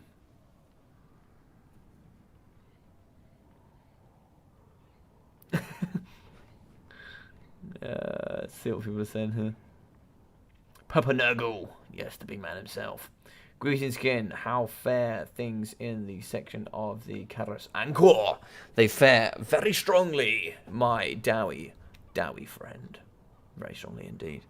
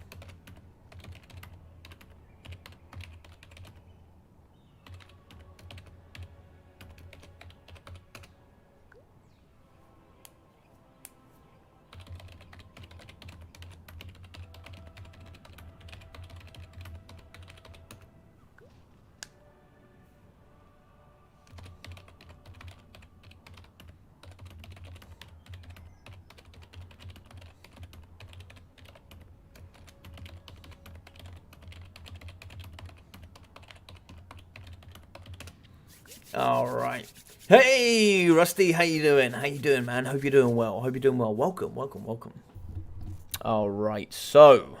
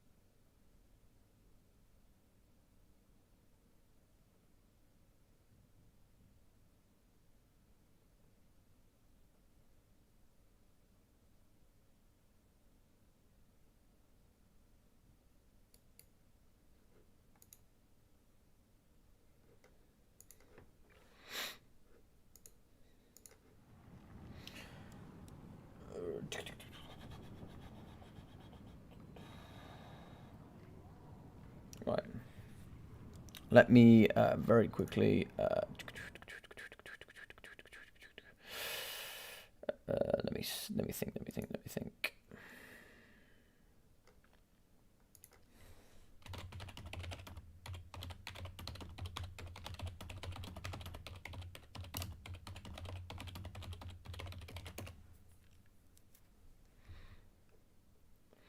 I've sent a message out to get check on replay. So give me a second, guys, while I try and sort this out.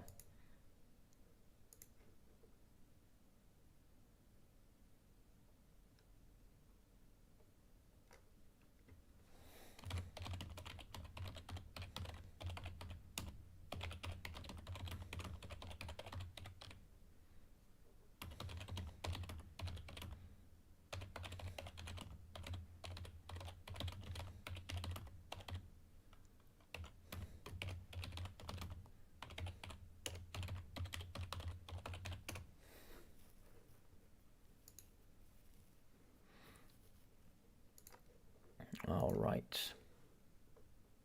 Let me get these replays ready to go.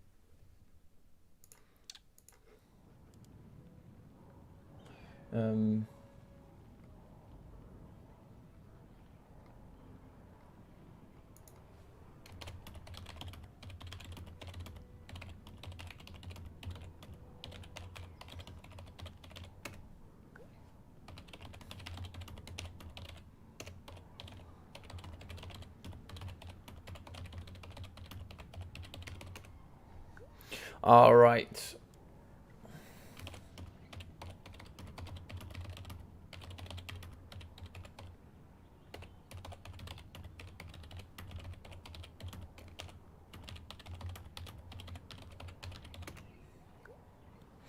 All right, we'll wait a response then. I thought you guys voted Wood Elgie. I love it. I love it. Amazing. Amazing.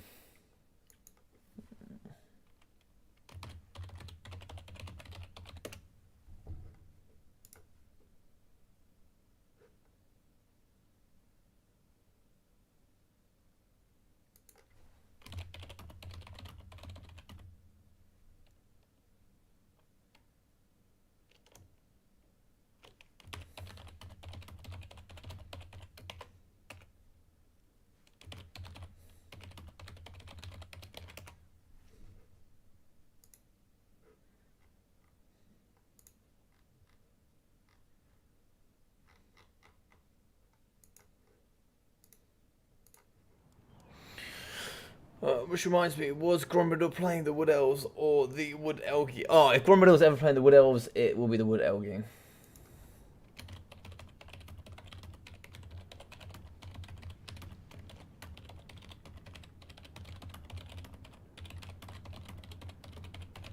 Thank you very much for playing, gents. I will message you both with the response. All right, let's move on. So I'm going to have to kick both of you. I do apologise. I do have to shoot on with the other final. At the moment, I will give the win as is, and I will change that if it is necessary. So it was the first win came through for Gromby, second win for Kokosick, and then the third as well. Yes, sir. So sort of 4 Poland up against Mr. Dark Phoenix. Lovely stuff.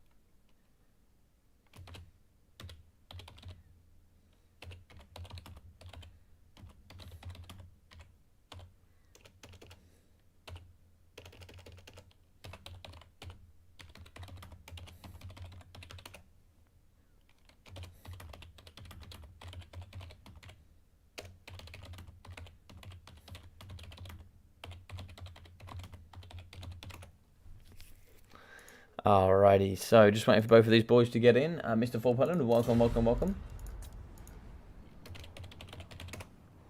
Welcome.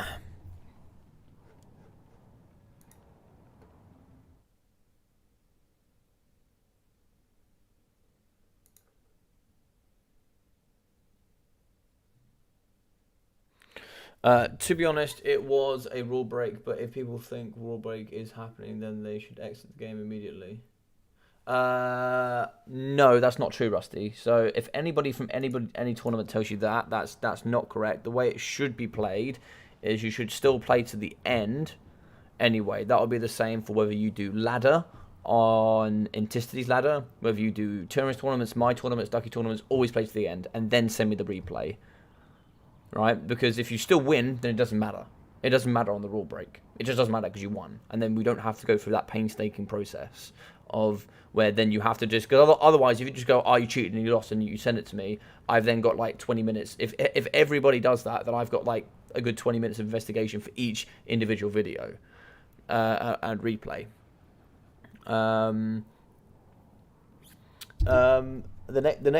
The next thing is if it's a rule break and then you lose, then you can send it forward. Then you can send it forward for investigation. That's the Phoenix King. Where's Dark Phoenix? Did I invested? I invited Dark Phoenix, right? I didn't invite the wrong Phoenix, did I? Maybe I did. Aha. Perfect. Let me add you up, Mr. Dark Phoenix.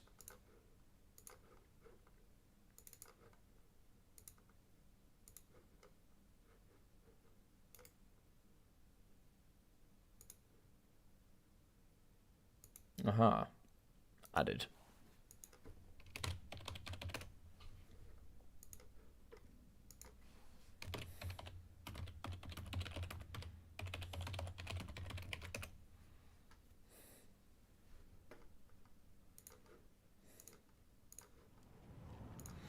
All right, let's do this. Hey, Gromby. Hey, buddy. Ducky's just looking over the replays. So we'll just double check, and I think that's always the right thing to do. We'll just double check for you, make sure that it's all good, and then we'll crack on with that.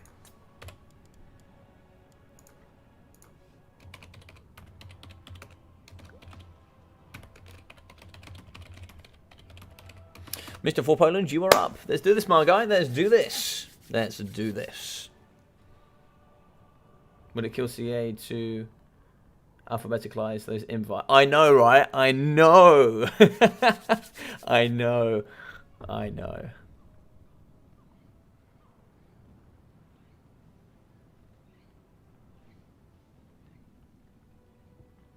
VC, Chaos, Lizards, and what else are the only mirrors I play? Yeah, maybe. I mean, there are some mirrors that are a bit painful.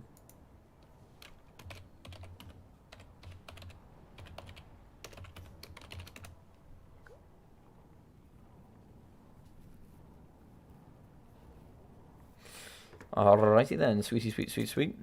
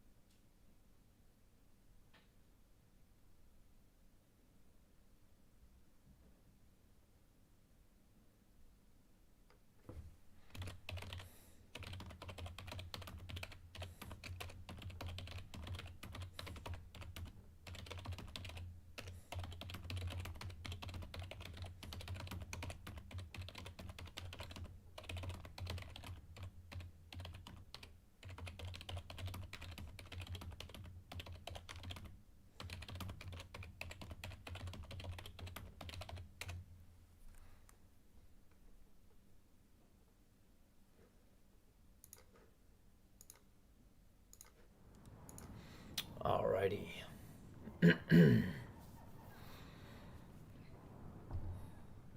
You shall appear before dramatic pause. The Duck of Judgment. Bum bum bum. Yes, he'll put down the bread hammer. He'll bring you in and put it all down. I wish the faction selection was cleaned up better as well. You mean like it would be a bit faster? It is tough. It is tough. I think people try and think a lot as well. But in these kind of stages, I get it, right? These guys have played a lot. And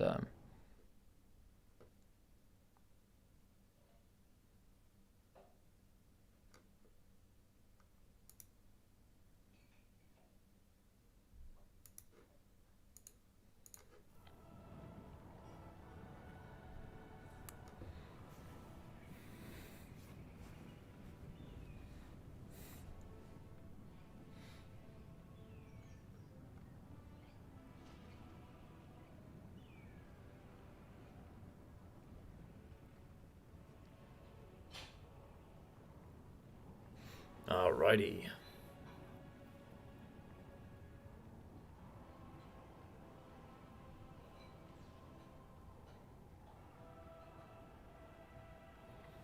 Alright, give me 10 seconds, guys.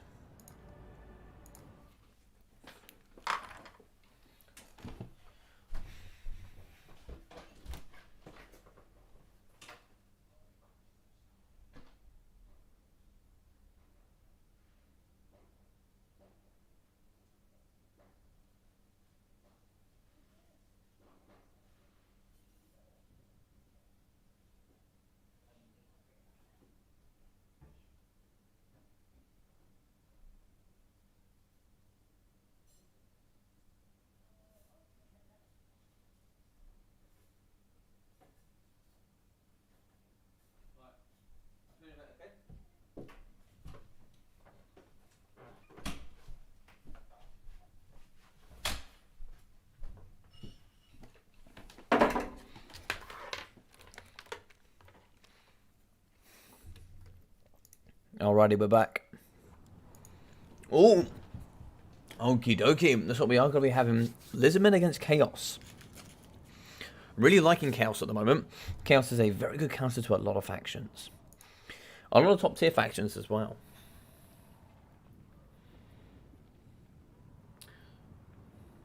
Now, when you pick factions you want to play, for example, have an expansion tree under main factions that drop down when you select main faction.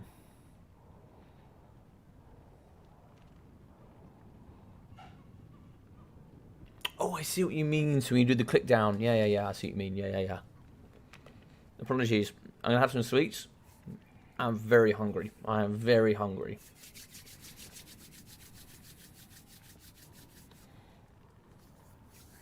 What do you mean, CJ?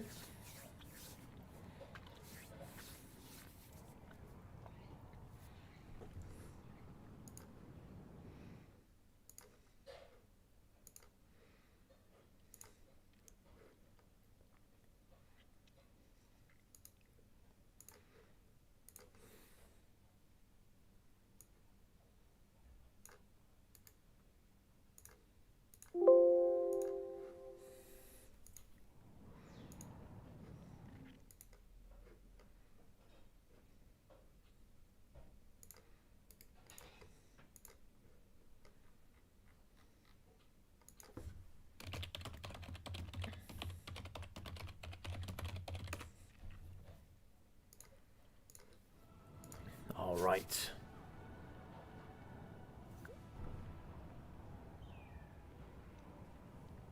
Oh, if you did leave my Discord, that's news to me. I didn't know you left my Discord. But yeah, people are willing to leave my Discord. They're welcome to leave my Discord if they want to leave my Discord. Yeah, that's fine.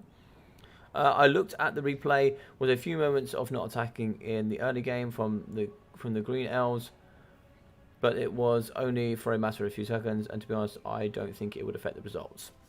All right, thank you very much, Mr. Ducky. The bread hammer has been slammed down, and that seems to be the verdict. The verdict means it will stick.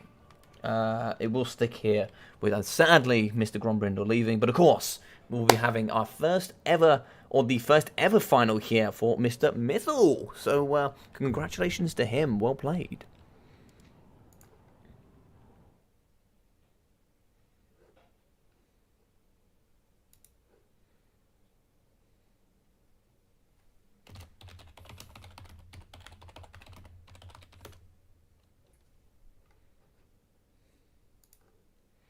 Sorry guys, just dealing with the replay at the same time, talking to Ducky.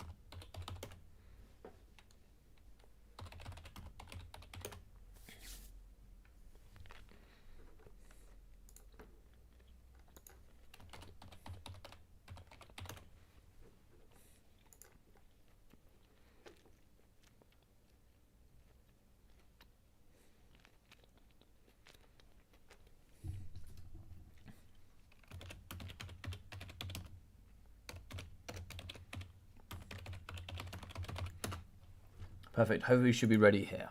Okay, looks like Dark Phoenix is ready. Well, ready up, just in the hope that 4 Poland will be ready soon as well.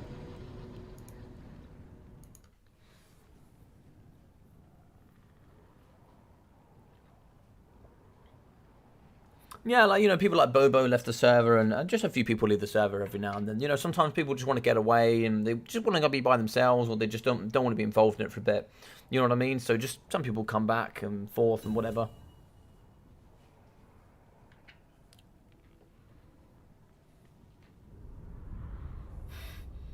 I messed it up. I think my wife would mind if I quit work and just watch YouTube all day. I think she might mind. I think she might mind, yeah. All right. Okina Hammer, let's get it done. Why are you getting paid to watch YouTube, right?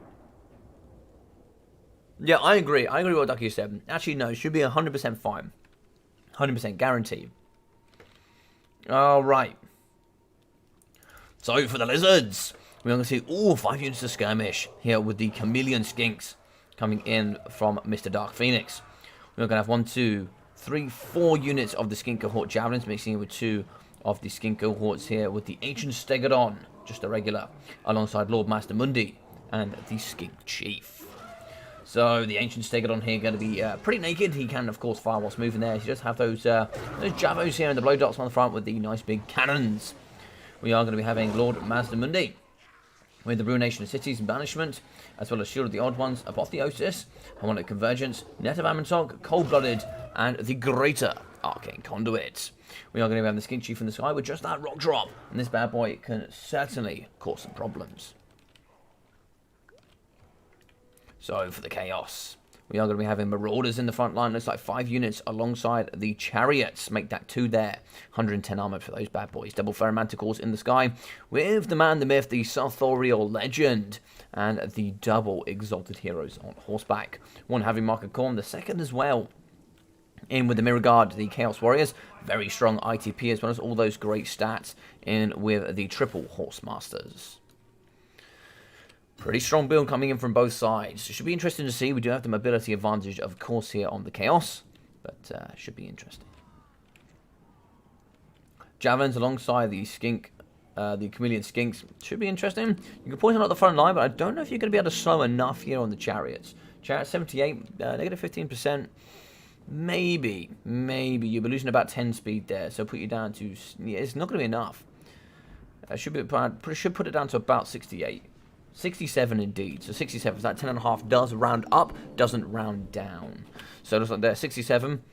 Doesn't really matter if they got a shot. They got 110 armor. I just cycle straight to the front of the Chameleon Skinks. I won't even worry about it. Big shots in the back here for the Marauder Horsemasters. Going to get shot here by the Big Bad Pistolodon Solar Engine. Now, the Big Bad Pistolodon, for those that don't know, does of course have that blinded ability. So it gives that negative on accuracy, as well as the melee attack and melee defense. In the middle there, that could be a Spirit Leech. Net of Amtok. Net of Amtok, of course, we don't have Spirit Leech with Master. It's going to go down there. Net of Amtok should put it in place. Maybe try and get a couple of shots here from the Pistolodon Solar Engine. We are going to be shooting over the top, though. Throwing axes might have been better here, actually, maybe, to deal with some of these big dinos. I don't really know if we have much Double Exalted and the double Ferromanticles could do the work, but we are going to be getting shot here by quite a bit here. Oh, dear God, we're getting shot by quite a lot. We are going to move in here. We could see a Plague of Rust. We do have Plague of Rust, as well as Final Transportation in here as well. Final Transportation, of course, very strong indeed. Big bad shots coming after Mazda. We can see the Exalted Hero coming in for the rear charge. He is going to come with that big tail and the slam in the back. And, of course, Mazda here, or more indeed Slack, is not going to be enjoying that. He thwaps him with a tail. But of course, getting hit from behind does reduce that melee defense. In fact, it reduces it to only 30% of the base melee defense, which is quite interesting. We are running away here this time. We do have the shield of the old ones going down, plus 20% damage resistance. Master, though, has been left solo. This man is getting slapped here by quite a lot by the big four Poland. In the middle here, so we are going to be rampaging with the Ferromanticore as we do fight here in the middle. Master going down to half health. Plague of Rust overcasted, reducing by 60 armor. Big shots coming in from the Marauder Horse Masters. Looks like we are going to be putting in with a Banishment. Banishment should move in this direction. As we have recently found out, you can move it. You can actually control where the Banishment goes for the first couple of seconds. Charge here for a Master as he falls into the lines here of the Marauders. Plague of Rust still going down, so down to 70 armor for him. He can actually get chopped up here by some of the Marauders as well. Moving in with the Ferromanticore, the second one should be able to hit pretty hard here. As you can see, that greater armor effective reduction there is going to be continuing here in the later stages. Moving over the Exalted Hero. Still fighting in the middle is going to be the Rampage Ferromanticore, just like we are getting a ruination of cities down on the Marauders. Trying to still shoot in with the Community Skinks, so it's certainly not over yet. In the back, we do have the Bastiladon Solar Engine and the Bastiladon still on board. Apotheosis going down, healing in there for Lord Master Mundi. He's going to be at 3,000 health. Nice charge there. So much damage coming through up against the big man. He has no support here with that Kite army. Ancient Stegi could come over. We are going to be wavering here with the Ferromanticore. Getting shot by the Skink Chief. Counter shouts do break. Was that Terror? It is Terror. They did get terrified there on the side. Master is trying to run away. It looks like we do have Harmonic Convergence. He does actually have that healing cap coming through as well. 1.7k for him. A couple of Apotheosises maybe could see him back here in the game. Final Transportation could come down on top of him though. No magic resistance for him. Overcasted Final Transportation could absolutely delete him here. 1.2, 1,000. Is he going to drop into the triple digits? Doesn't look like it. It looks like he's going to resist for the majority. We do actually catch a little bit of damage here on the... Oh, Shield of the Old One's going down. Rear charge here from the Feral Manticore. Looks like 670 health there for Lord Mazda. Mazda is going down pretty hard here. Shield of the Old One's reducing 400 health coming in with Sartorial as well. He has a great melee attack there of 60 with the magic damage. Looks like shield there is going to wear off. We are going to get Cold-Blooded in, plus 16 leadership to try and hold him here. We do see the big bad boy coming through. Is he going to be able to catch Mazda on 117 health? Just one Apotheosis could bring him back here. He does get an Apotheosis there going down. Mazda does come back in. We are going to get him up to 500 health there. We are going to be kiting. Could we go into melee combat here up against the Comedian Skinks? And Sartorial has now been let loose. He's going to be going down to 52 speed. We do have 50 there for Lord Mazda. Definitely want to get that pressure in for the Ferromanticore. Forget about that. Kill Mazda. And I believe you probably win here.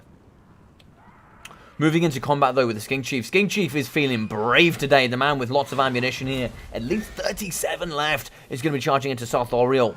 The man is going to have to fight. We do have the Ferromanticore. He does rampage. He is in. And that is going to be pretty bad here for the Skink Chief. Skink Chief is not going to be happy here. Both these bad boys are going to charge. But it buys time for Master Mundi. He is going to be still there with the Cold-Blooded. We could see maybe another Apotheosis bringing them up to 1,000 health. Now, we do have the chariots nice and close. Ferromanticore is going to return. He probably won't hit combat. He is going to be exhausted. Try and see if you can get back through those stages, get into tired, and you should get back some of that leadership. 1,000 health for him with another Apotheosis, causing that fear, but he already does Terror, so not too bad. Big shots through here up against Sartorial. A lot of ammunition is going to get wasted, but it will take damage onto him. So what happened here? It looks like here we are going to be chasing with the big bad Skink Chief. We need to keep on top of that micro here with the Chaos Ferromanticore and try and see if we can keep poking in. If we don't keep pushing, he's going to get shot quite a bit. He will rampage, but of course we're just going to be taking free damage. Sartorial, Shield the Old One's going down. Mazda here, 460 health as we get to the Manticore. Manticore does great damage. Can we finish off here with the chariots, though? Mazda has a jute out of his life here. So Plague of Rust going down. 380. Can we kill him with the chariots is the question. They do have good anti-infantry, but of course this big boy is going to be large. Cold-Blooded, plus 16 leadership, 360 health here for him. We do actually have another Exalted Hero coming back. We do actually have Sartorial in as well from the flank. Can he charge? Can he hit? Oh, he does hit there. 300 damage, down to 37 health there for Mazda. Is Mazda going to make it out, though, is the question. I don't think so. Chariot in from the side. He does fall, and he is going to teleport away, leaving the big bad Zlak in from behind. Terrible stuff. Terrible stuff. Kaising here, Ferryman score, is going to get shot here. Skin Chief does have 90 speed. Skin Chief can come around the corner. He can certainly push off the Exalted Hero. We can see in the back end, the Bastillon is going to be getting pushed off. Banner's Empire is dead on even here. Apologies, I haven't changed the scoreboard. I was dealing with something in the background. We can see 100 armor there for the big boy is going to get away. But unfortunately here, I don't know if the Chaos have enough to finish this out. Sulfur, the big bad bird, does fall. The Man of Change, unfortunately, does go down. I did miss that there, but he did fall. It's going to be magic from both sides, but we do have the mobility advantage. We see Chaos Chariots are going to be deleting the Skinks. Skinks have run out of ammunition, though. This is a bit of a problem. A Poseidon comes back, and it's a bit of a cartoon chase here. It looks like here the Marauder Horsemasters were chasing the Poseidon Solar Engine, but now the Poseidon Solar Engine is chasing the Horsemasters. Shot in the sky thwaps right into the face of the Ferromanticore. We do actually have the Ancient Stegodon back. I don't know what we can do here. I do not know what we can do for the Chaos. The Chaos are looking in pretty bad shape. We do see that the Exalted Hero is going to be chasing off some of the Skinks. They did break. They have been pushed off. Great work there. Second are wavering here in the back. It looks like the Chariot's still cycling through, doing some lovely work there. Shot still in from a third unit. Fourth unit coming in, running out of ammunition. And the fifth here is going to have some down to 3. This one here will be 4. So very close here on the front lines. We did shatter with the Skink cohorts. Broke there with the Skink cohorts on the back left as well. Probably a lot of that also due to, yeah, you can see Lord Dead -10. Pretty low. The Poseidon is not going to be massively healthy there. He is going to need some sort of support. Looks like we are going to cycle through here up against the Chameleon Skinks. Some okay health for the Chariots. AP is not massive there for the Chameleon Skinks. Not great melee attacks either. They do have poison. We do return with the Marauder Horsemasters. I think we actually return over here with the Manticore as well. Manticore does return. We can see the Skinky Boy is nice and close. He breaks almost immediately. Hopefully we don't waste any ammunition here. Looks like we're not going to waste any ammunition. That's great stuff there coming in from Dark Phoenix. Quite a bit here left for the Solar Engine. 6 shots. They could certainly delete, especially up against some of those Chariots. Going downtown, looks like we do hit one. It doesn't blow up, though. He is going to be wavering. We are going to be chasing through. And he does break now. Okay, so now we're going to move in with the Exalted Hero. If this madman is above 50% leadership, which he is currently isn't, he does have ITP and all those increased stats. Shots coming in up against the Mirror Guard. Mirror Guard do have ITP. Not great armor piercing, but they do have brilliant melee defense. We can see here, all poisoned. Melee defense has been reduced. I don't know why their melee defense is reduced. I don't know why, but it looks like poison now, I think, reduced the melee defense. No, I'm not too sure why the melee defense got reduced, but it did get reduced there. The forces are coming together for Chaos. We could really do with getting the Exalted Hero here fighting up against the Ancient Stegodon. Get these boys together, get them fighting, and shut down the big Ancient. Shot's just going to miss here. Oh, near miss there from the big shot there coming out of the Poseidon Solar Engine. 2 left in the middle pocket. Double Chameleon Skinks here are going to move through. Can they get onto these Chaos Marauders and break them? I'm not too sure. Chariots here. We are going to be in chase. We need to shut down these big boys. Big hit there. Actually breaks a Chariot there from the Chaos. Wavering. A lot is wavering here. A lot is wavering. We need to be careful of that Exalted Hero. Everything is wavering because everything is breaking around. That could hit army losses. Skink Chief is back. Big shots. We do graze the Exalted Hero. Shots also come downtown. The nice machine gun bullets there from the Ancient Stegodon. We are going to be waving for the Exalted Hero. He does break. I believe that's going to be army losses. Oh, I don't know. Wavering for the Mirror Guard. I don't know. I don't know. We are going to chase off. Yep, that is going to be army losses. GG's and well played. Oh, that is going to be 1-0 there coming out from Mr. Dark Phoenix with an excellent performance there from the man, the myth, the legend. Alright, let's get these changed.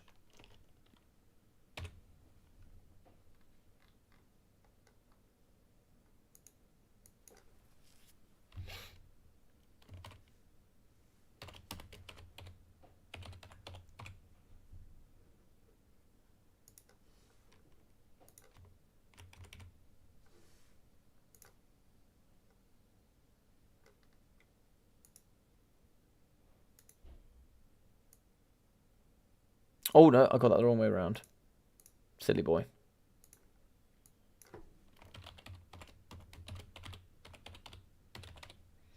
Son of the Mountains for Poland, doing very well there.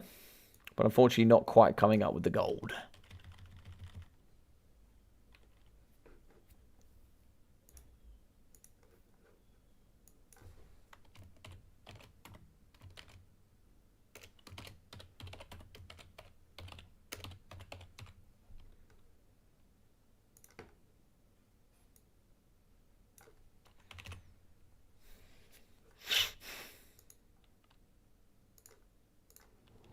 Alright, here we go. So, for the end result, very close here indeed. Sarthorio, 1,400 for him.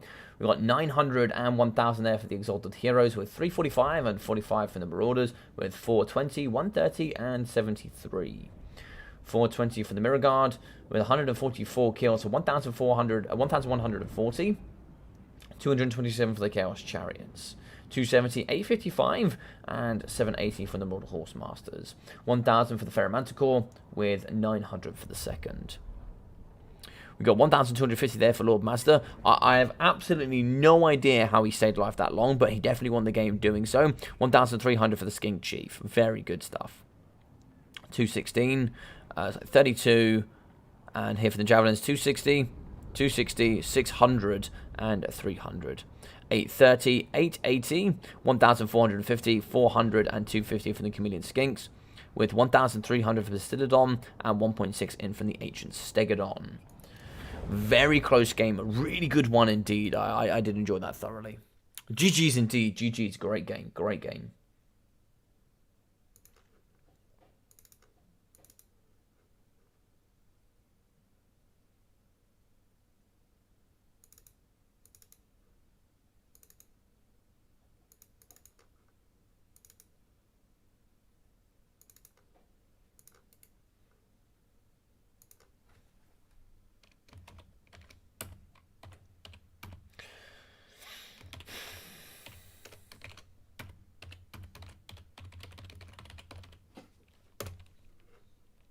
Perfect.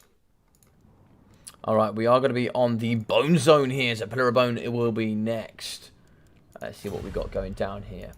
So, GG indeed. That was a very good game. I enjoyed that a lot, actually. That was a really, really good skirmish between those two. Yo! What are you saying, Lee? How we doing, buddy?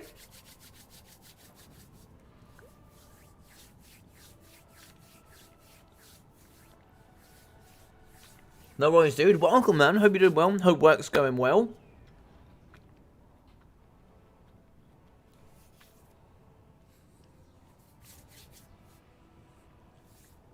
Wood Elves banned Greenskins and Bretonia. Okay, interesting. Could go Hives. For sure. Okay. Let's go for Poland. Let's go. And also, Mr. Parkerilla, haven't seen you in a while, buddy. How are you? I hope you're doing well. Let me know what you've been up to. I'd like to know what you've been up to. Been missing your presence in the Shorebid League, of course.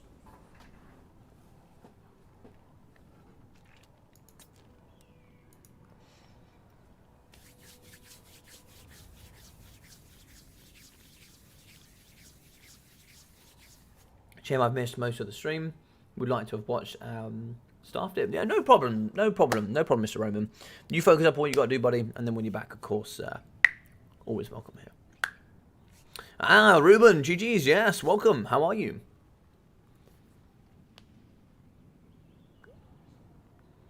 Yeah, I think for Sigmar here would have been nice. I think if you brought the Empire, would have been good. I think I've seen 4 Predator Empire. Oh, let's go. Sorry, I am eating a little bit. I'm starving. I'm so hungry. I was thinking, listen, we've got about another 2 hours here, Ben. We need to eat.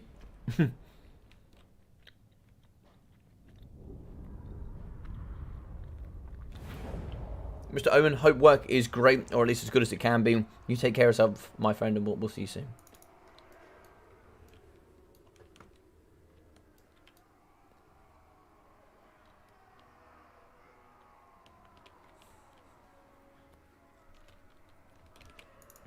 Alright, so for the Wood Elves in the front, we are going to have the double Glade Riders, 94 speed indeed.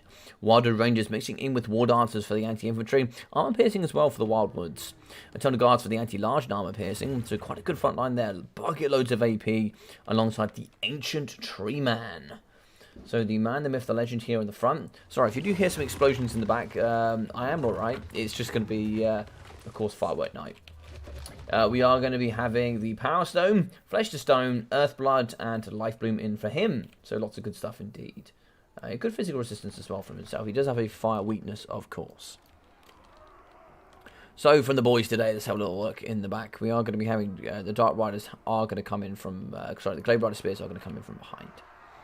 We are see Longbeards, Dwarf Warriors, Dwarf Warriors, Dwarf Warriors, Longbeards, Dwarf Warriors. Urkra Miners, as well as Thoric Ironbrow in the middle on foot. The man, the myth, the legend. We are going to be having the Rune of Slowness, the Rune of Speed, and the Rune of Negation. Alongside Thoric's Rune Armor, the Master of the Ancient Law, and the Rune of Hearth and Home. In the pocket, we are going to be dotted in with Rangers, Buckman Rangers as well for the healing. Try to see if we can deal with a kite build. Now, this is going to be a traditional, not quite box, but a traditional box. Where you've got one layer all the way around. There's no onion here at all. And you've got a minor bit of onion here in the middle, but really not too much, unfortunately. So that's going to be a pretty easy box to impregnate, for sure.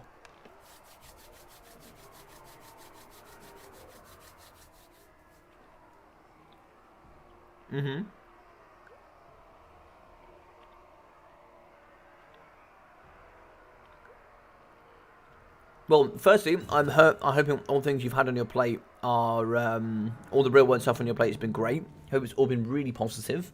So, of course, lovely to have you back here. It's really nice to see you back and chatting. But yes, hopefully if you do come back to the scene, of course, it will always be an honour to have you here, my friend. That's for Mr. Parkerilla.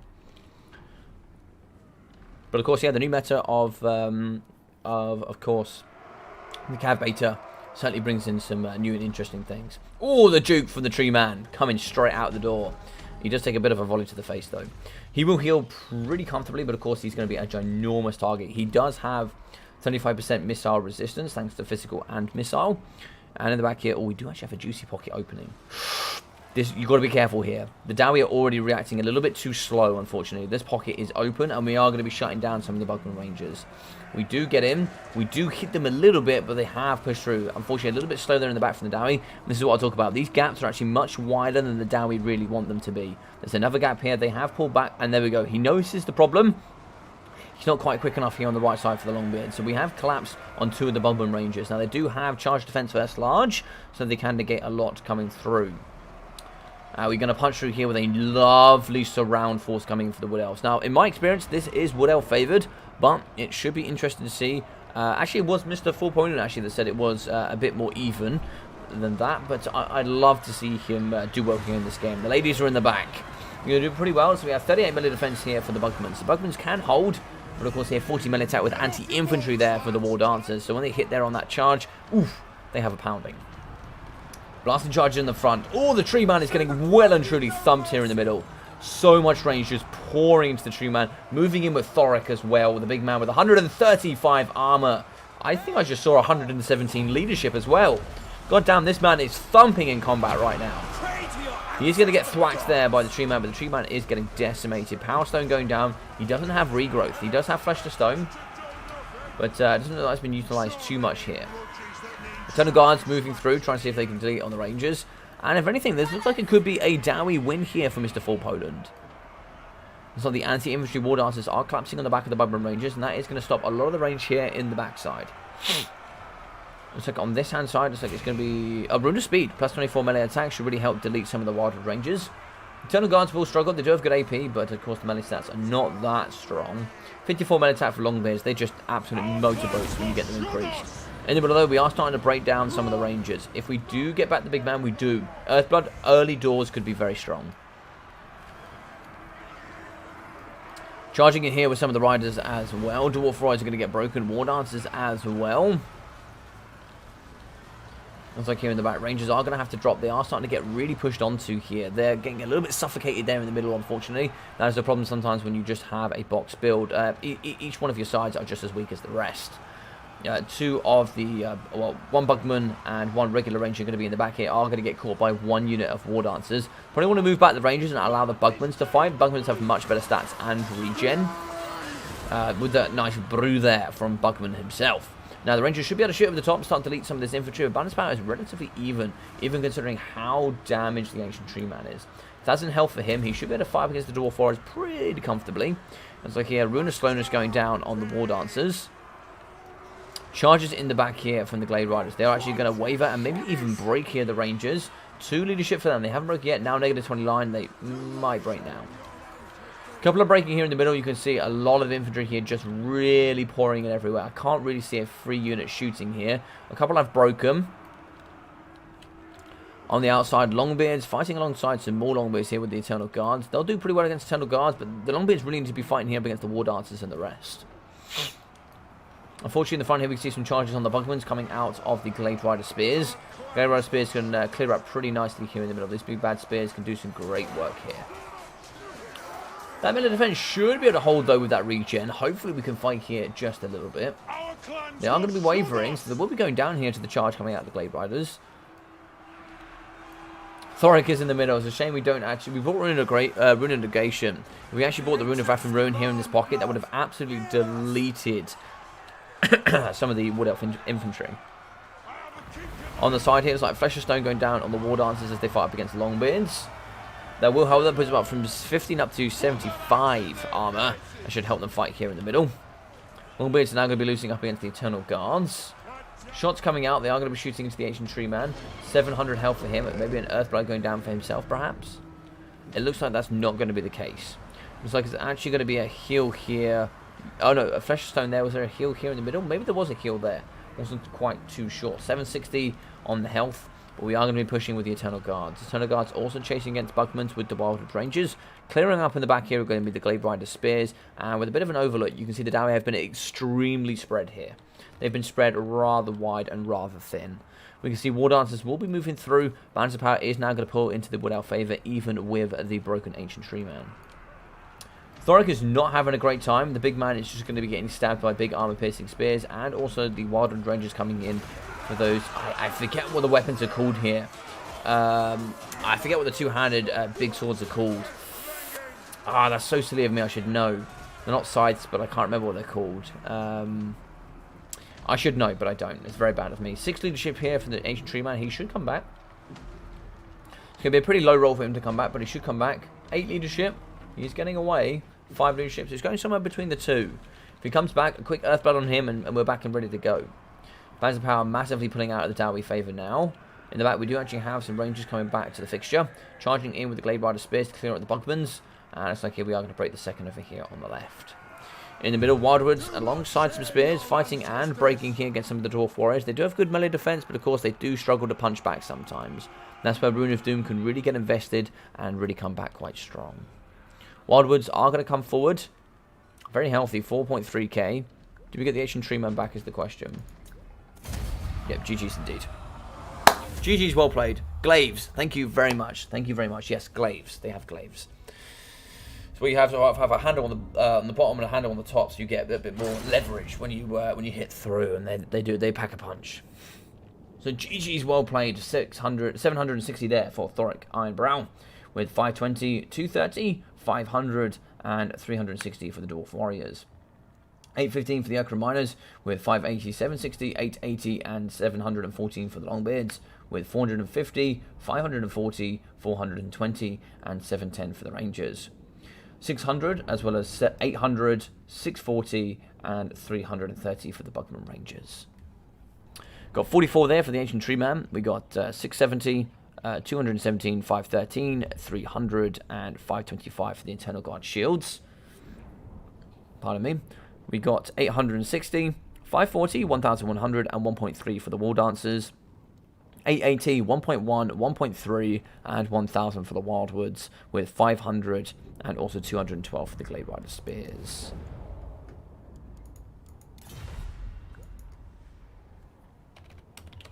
Thank you very much, Mr. For Poland, for playing. It was an absolute honour to have you here, along with your clanmates. Mr. Son of the Mountains, Grombrindle. So thank you very much for both of those legends for playing.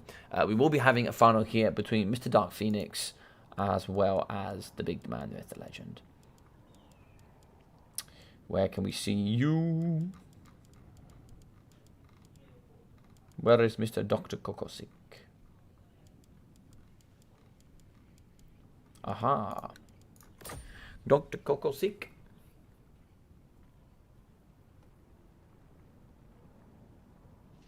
No, they're glaives, yeah.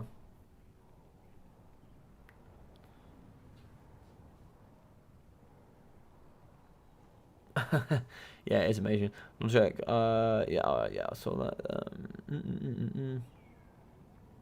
This is my dwarf school.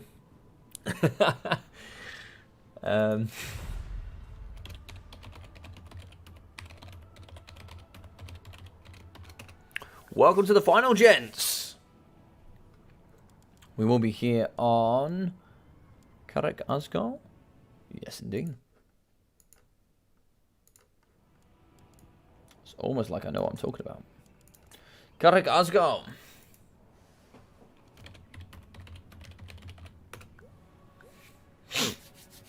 Doctor to start. So also the reason why I call it a little bit Wood Elf favoured is for that exact reason. If you build for Kite and they've got a melee infantry rush, you lose.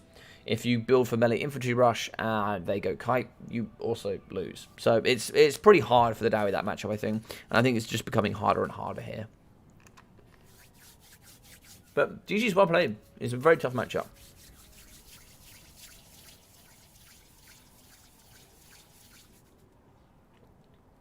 You're fine, Mr. Undead. You're absolutely fine.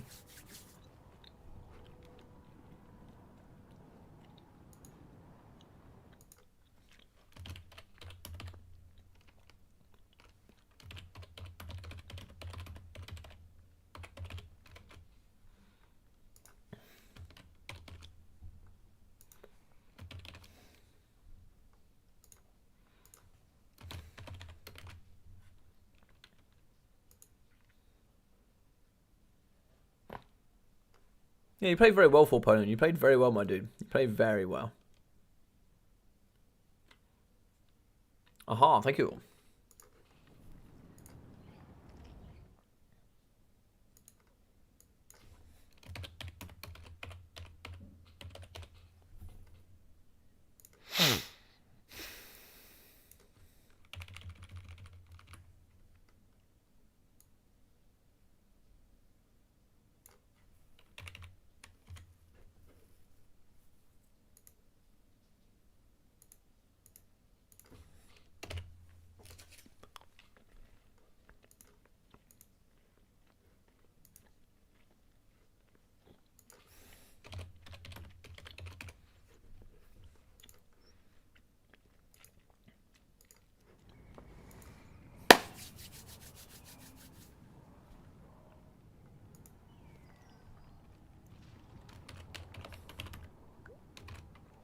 Aha. I picked Greenskins, ban Vampire Counts, and Vampire Pirates. Okay, so Dark Phoenix, I believe, is a very good Vampire Count player. I think we see Dowie. I thought maybe Lizardmen, but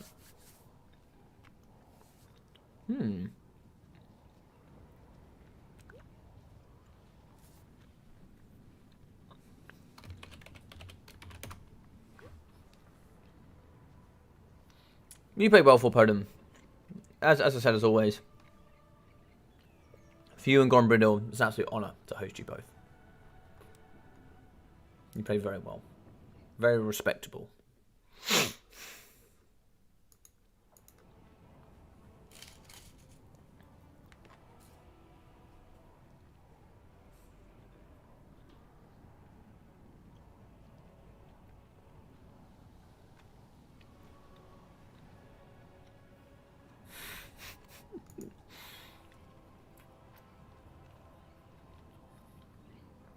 I'm pretty sure it's law that VMR count mains.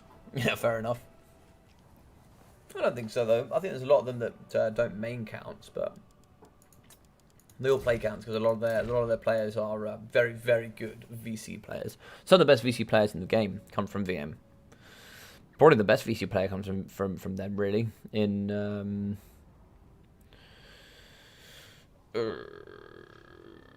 I've now for some reason gone blank. In Void, yeah. Void's probably the best VC player in the game, probably. Unless you guys can think of one better, but I don't think, you know, I mean, you've also got to argue that perhaps that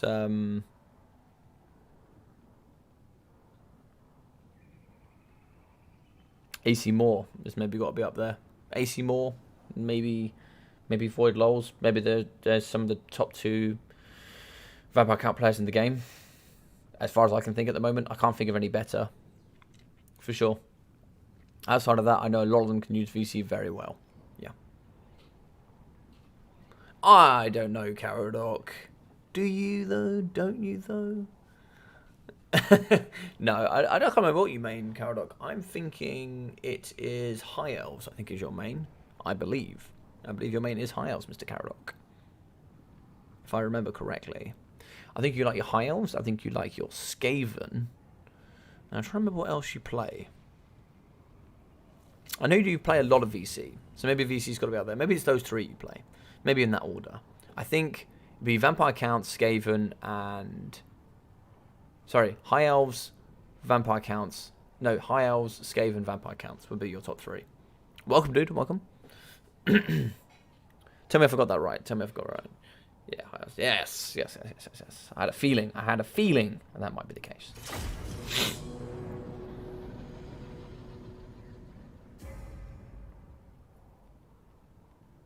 Oh, a little bit of a spend over there.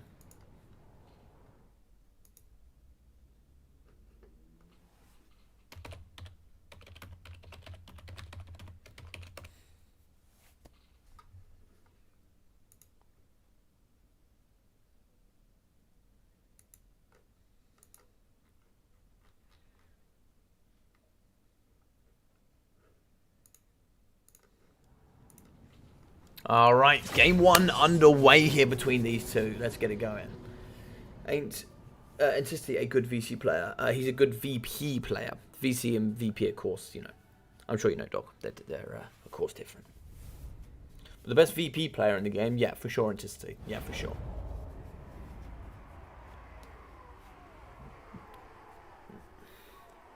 I agree with this top. What do you mean by top? Sorry, Caradoc. Not sure what you mean. Do you mean with me saying you play High Elves, Skaven, then Vampire Counts? Is that what you agree with? Or not sure what you agree with.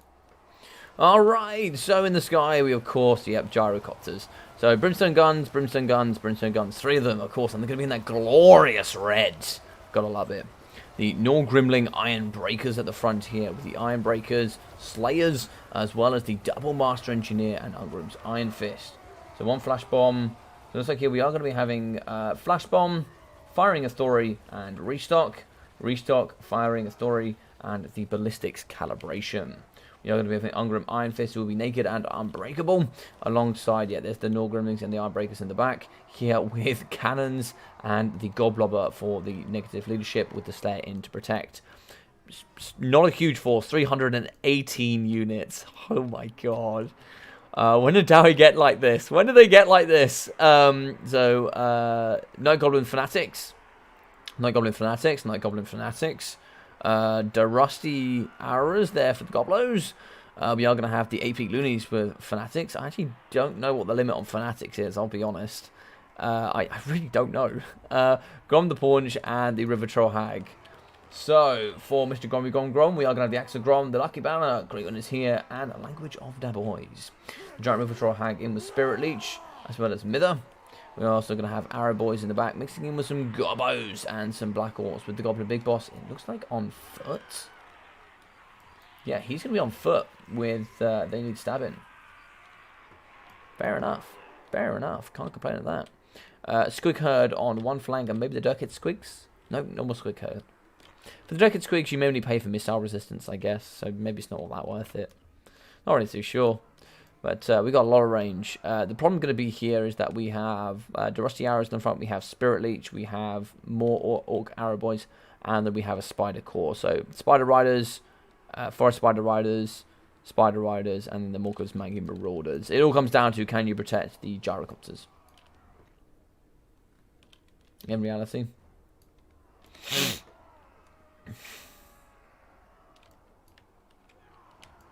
Pretty nice built force here. It all depends. They don't have any range themselves to protect the brimstone guns.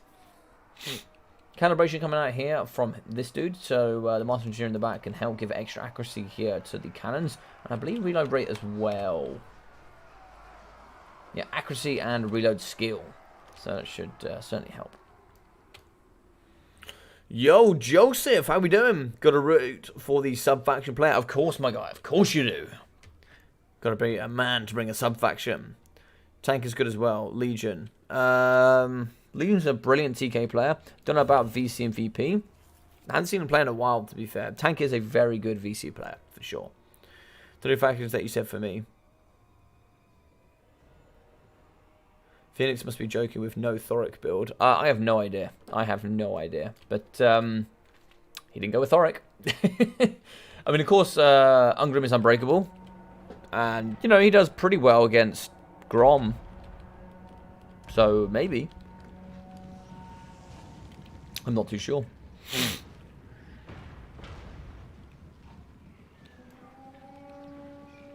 Spider Riders moving through the trees. Pretty smart there to get them in the trees. They don't have to engage just yet, as long as you're moving forward with your forces.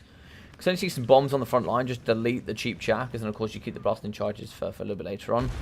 Cannons are going to be shooting here. Maybe they're going after the River Troll Hag. I wasn't too sure about that. But Spirit Leech could immediately go down here in the back. Spirit Leech goes down here on the gyrocopters. Overcasted there, so you get the added range. There is some damage there for her.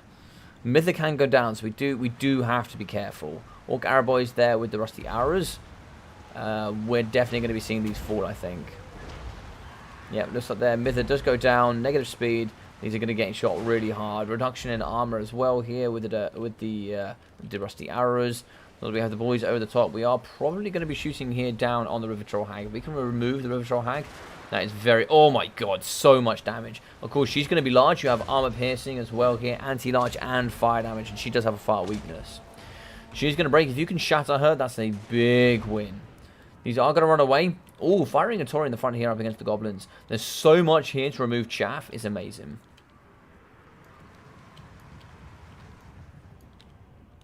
Where's the River Troll Hag? She's in the middle, still broken. If we can shatter her, perfect. Negative 31 leadership. Really going after the River Troll Hag. We can now start piling into Grom though. That wouldn't be the worst mistake. She's taking no damage whilst lying down on the floor. Gyrocopters just need to keep moving. She is broken. Is the cannon going to finish her off though is the question.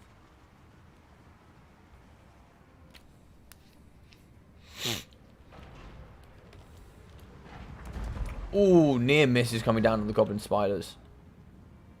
She is going to break. Do we get a big hit in here? I think we do get a nice hit. There's going to be negative 16 leadership here. We are going to get some big bad boy shots coming downtown. These boys are not going to be happy. If we move over the top and get some bombs in as well, maybe. Maybe you can see these boys breaking. We do come back with the River Troll Hag. She is going to heal. This is going to be a problem. She's also going to be behind some cover.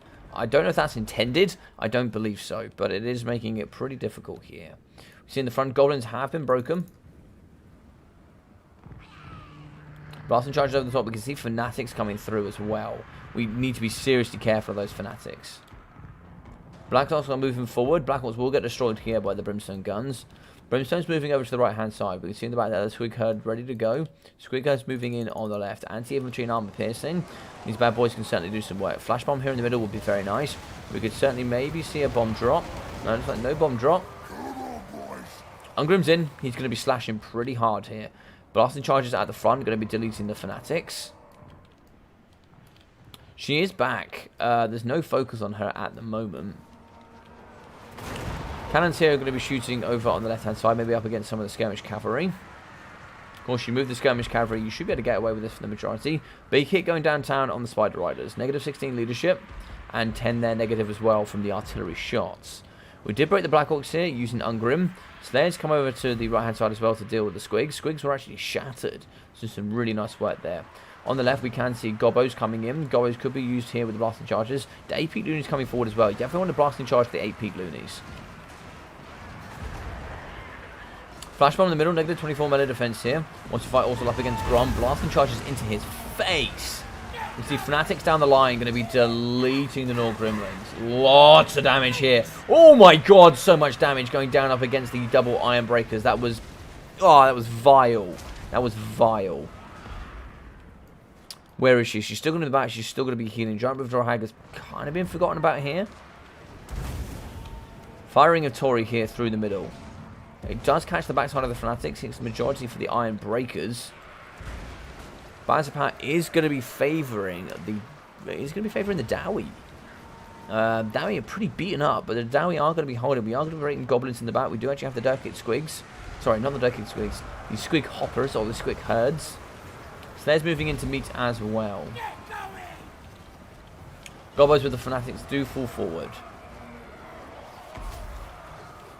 We are ready to shoot over the top, and in she comes here. Quite a bit of healing for the Giant Withdraw Hag. She was kind of forgotten about, but now she's going to be back. Maybe going around the outside here, around the outside, and we can take down the Troll Hag over there. Looks to be the case, perhaps, potentially. Maybe we're going to be shooting the Black Orcs first. So we are going to be shooting the Black Orcs. We are going to be firing a nice volley over the top, though. Good dodge coming out there of Mr. VM Phoenix. You can see the Waris coming through. They're actually going to go a little bit sideways and catch up against the Nor Gremlings. Nor Gremlings going to hit the front here up against, it looks like, some more Fanatics. Of course, the Fanatics here from the AP Loons. Once they do drop below 25% health, there can be no more Fanatics. Gobbos, Spider Riders moving in for some of the shots. We are going to be regenerating there with Grom. Spirit Leech going down on the Gyrocopter. So even just one Spirit Leech coming in is pretty devastating. She's going to get hit really hard here, the River Troll Hag. Now the problem here with the Gyrocopters is you must micro them. They are so micro intensive. If they go out of the range, they won't chase. You have to keep making sure that they're in range and ready to shoot. Because if you don't, yeah, it's pretty painful. Shots coming over, so they're going to be firing into Grom the Paunch. Shooting over the top is going to be the artillery, trying to see if we can break up against the Rusty Arrows. Great shots going into the River Troll Hag, though. War going down. War here with the Black Horse will help fight ITP as well. That's not really that important against the Dowie, but certainly does aid.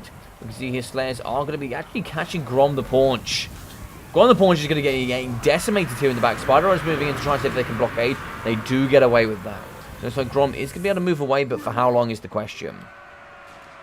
River Hag is in the side, and if we keep her alive for too long here, from the Dowie side of things, oh, looks like it is going to be another Fanatics alongside the Nor Gremlings. Nor Gremlings are going to fall, but if she stays alive too long, we're going to get more Spirit Leeches on the Brimstone guns, and that's going to be devastating here. In the back here, though, it looks like we are going to run out of both of artillery pieces. We do actually have the cannons come back. We did shatter the Goblobbers. If we can get that cannon back online, could be some nice shots. Could be firing here in up against Grom the Paunch, and we can certainly take down the rest. Not very active is going to be the Master Engineers. A little bit disappointing. You can see people that don't use Dowie too often. They're going to be shooting into the front line. You need to get these shooting constantly into Grom the Paunch. There's no point shooting the Fanatics. You've got blasting charges. Get those Iron Breakers forward. And you certainly want to be popping into Grom, or certainly popping into the River Troll Hag. Get some big bad boy shots in there. So there's down to 5 models. Going to be getting shot here. Forest Goblin Spiders trying to catch here after the Gyrocopters. We get the Slayers in, we can certainly shut down some of the Spiders. Look, another restock here on the Iron Breakers. They're going to be ready to go. Blasting charges maybe up against Black Orcs, but more importantly here, probably against the Arrows. Arrows are going to come forward. They might shoot the Iron Breakers here in the back. We are going to be shooting here with the Double Master Engineer. Oh, that is a gorgeous firing Atori. And another firing Atori as well. Great work there coming in from Phoenix. I'll take that back. Beautiful ones. Beautiful stuff. In the back here, we can see the Rusty Arrows. They're going to be shooting in up against the Iron Breakers. Waiting for the Black Orcs to come back.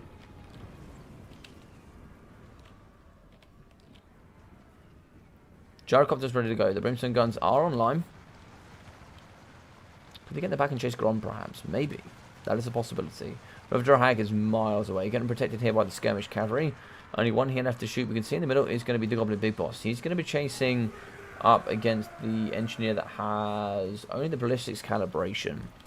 Blasting charges at the front. They are going to delete the Orc Arrow Boys. A little bit of lack of micro there from Dr. Kokosik. But we are going to delete pretty comfortably here. Around the left flank, we can see the Fanatics. They are hidden, so nobody's going to be able to see those. We can see the Brimstone Guns will, in theory, be in range to shoot Grom. Lucky Banner going down. Big shots there in the flank. Big shots. Another Spirit Leech. That could kill these models. That's going to be one dropping. That's going to be the second one. Negative leadership there. Looks like it resists quite a bit of the damage. 140. If we still have one left here, we should... 42. That should be him done, I think. Maybe he'll come back. It's a possibility. It is a possibility. Grom Shatters. Grom Shatters. Going to be army losses, and GG's well played here for the Dowie. Oh, no. Grom Shattered, and that was it. That was it. God damn it. So Dowie beating the Greenskins. Would you believe it? 420 for Grom the Paunch. We got 630 and 564 for the River Troll Hag. 081 and 140 for the Goblins. 620, 260 and 1,150 for the Fanatics. We got 950 there for the 8-peak Loonies, with 601 for the Black Orcs. 530, 370 for the Orc Arrow Boys, with 840 for the Rusty Arrows. 66, 315 and 160 there for the Forest Goblin Spiders. 600 for the Morgus Maggot Marauders, with 81 and 150 for the Squeak Herds. Ungrim in at 515, 700 and 1,000 there for the Master Engineers, with 983, 820, and 1,150 for the Norgrimling Iron Breakers. 670, 800, and 940 for the Brimstone Guns, 900 here for the Cannon, with 1,100 for the Goblobber, and 1,200 for the Slayers. So a great overall performance there coming in from Dark Phoenix. So next map here should be Astilian Tomb.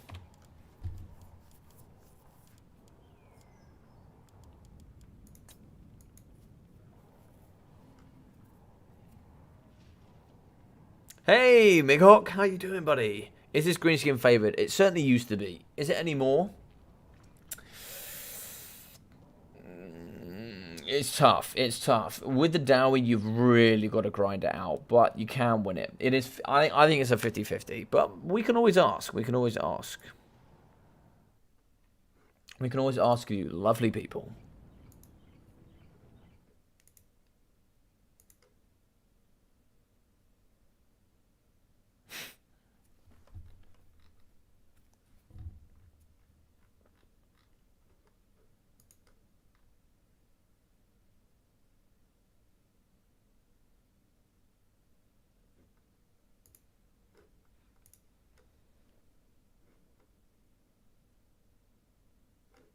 Lovely.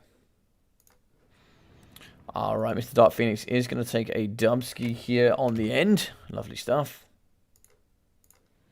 We are going to move through to game 2, which is Astilian Tomb, I'm pretty sure. Yep, Astilian Tomb, Galbaraz, Eshin, as well as the Chaos Wastes of the Southern variety to finish off the matchup. Dwarf favoured now? Yeah, probably. Probably. I think with the changes in Engineers, with the Flash Bomb, certainly does change the matchup a little bit. Pickwood Elves, Ban, Bretonia, and Elizabeth. And we're going to go Dowie. Okay, well, good luck. I think this is yet again a tough one for the Dowie, but it's certainly doable. It is certainly doable, for sure. For sure. The mad lad, he did it. I know, dog. I know. I didn't think it was possible, but he did it. He did it. It was a close game. It was a seriously close game. And a nice build from the Greenskins. I must say, it was a nice build from the Greenskins. Astilian Tomb, though. It's going to be tough. Kite might not work here so well, but it might work very well. It's hard to say. I think here for the Dowie, the way you win is you just build one way. You build to deal with push, or you build to deal with kite. You cannot build to do both. You cannot build to do both.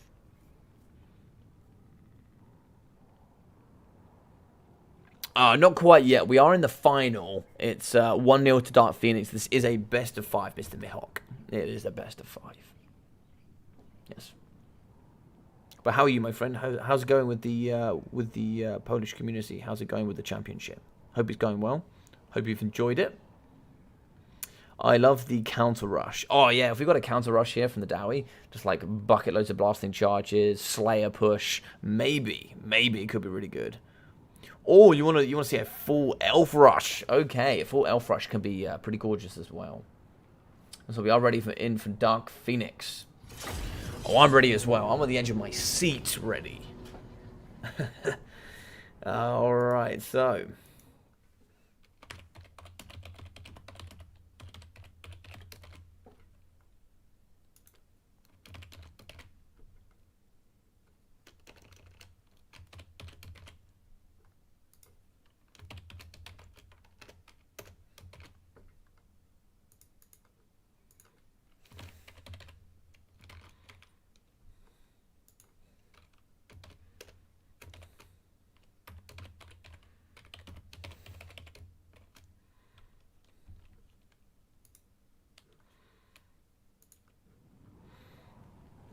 It does sound great, doesn't it? A big Slayer or minor blasting charge push. Eh? Get some Nor Grimlings in there as well. They do have Vanguard, which not a lot of people realise, but they do.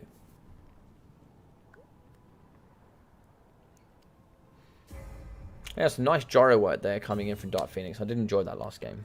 There's some lovely, lovely gyro work.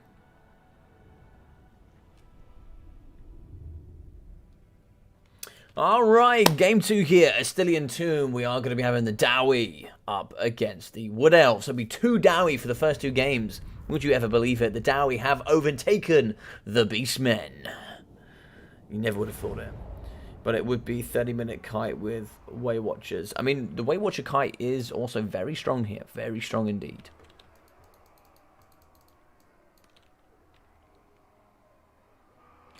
It looks like it is going to maybe be a push here. Okay, it is a kite. It is a kite. So we are going to be kiting Way Watchers, Way Watchers, Way Watchers. Mixing in with the Starfire Shafts, Starfire Shafts, Starfire Shafts, Starfire Shafts. Healing Caster with the Sisters of Twilight. With some more Starfire Shafts, the Lost Silver Knights, and of course the Waystalker.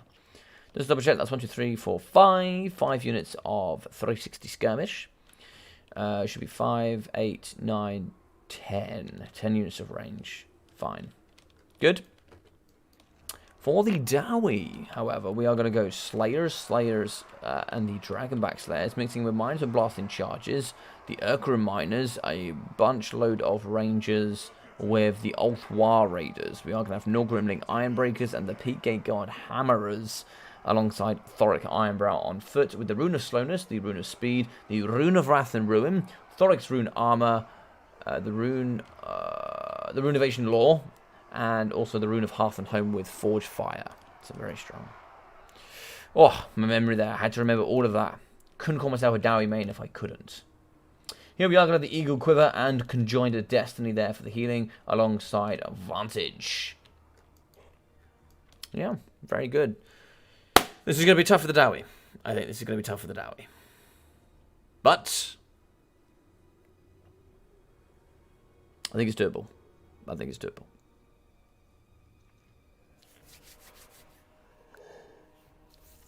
I think he's kind of gone with a push, but is not going to push. It's like he's got a bunch, like 3/4 of his army can Vanguard, but he's not Vanguarding. So this could be interesting. Peakgate Guard will destroy the Lost Silver Knights, and the only way that that's going to happen is if Dark Phoenix allows it. It's the only way that happens. It's the only way that happens. He just needs to know that the Peakgate Guard do magic damage. It's the only unit in their roster that does. I still don't know why they do magic damage. I don't know what it is about them that allows them to do magic damage, but they do. But I love them in the Royal Blue. The Royal Blue is really cool, and the Nor Grimlings in this just devastating reds. Oh, look at the boy. Look at the beards. Look at the beards. I don't know where they keep their blasting charges, but these boys are heavily armored for sure.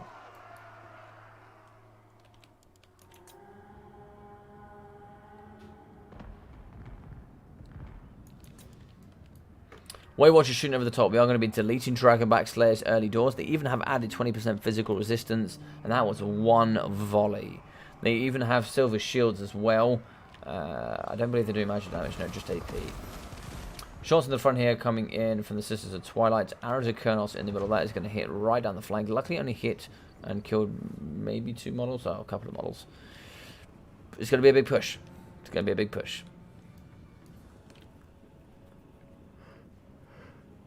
Yeah, he had a bunch of Vanguard, and he had a bunch of like fast-moving elements with Slayers, etc. I think he just needed to get aggressive, and this is a nice split here. You see some range here in the middle, range here on the right, and some range on the left. He can't chase all 3, but if he does decide to do so, it can be pretty difficult. Rangers getting shot very hard. Dragonback Slayers are going to be close as well. It's just not looking good. Oh my god, 2 volleys taking it down to half health there for the miners. They got decimated in the front. Big shots coming down the flanks. They're going to get hit quite a few of the miners. Accuracy is very strong from Weight Watchers. The accuracy level is just top tier. Top tier stuff. Unless we can pin in the Sisters and maybe throwing axe them. I don't know. We could maybe shoot them with the Rangers. They do have 50 armor, so I don't know. I don't know. Rangers are getting deleted. They do have bronze shields. I do apologise. Only 15 armor for the Weight Watchers. Big shots into the backside of the Slayers. Slayers are going to be in chase. We do have 36 speed for the Gladelord, but 40 there for the Slayers. But they're going to be getting shots here pretty hard. But they will go down to the last model, and they will chase like absolute champions, as we know they do. A lot of Silver Knights in the back. Hammerers are coming in range. If they charge the Hammerers, it's just because he doesn't know they do magic damage.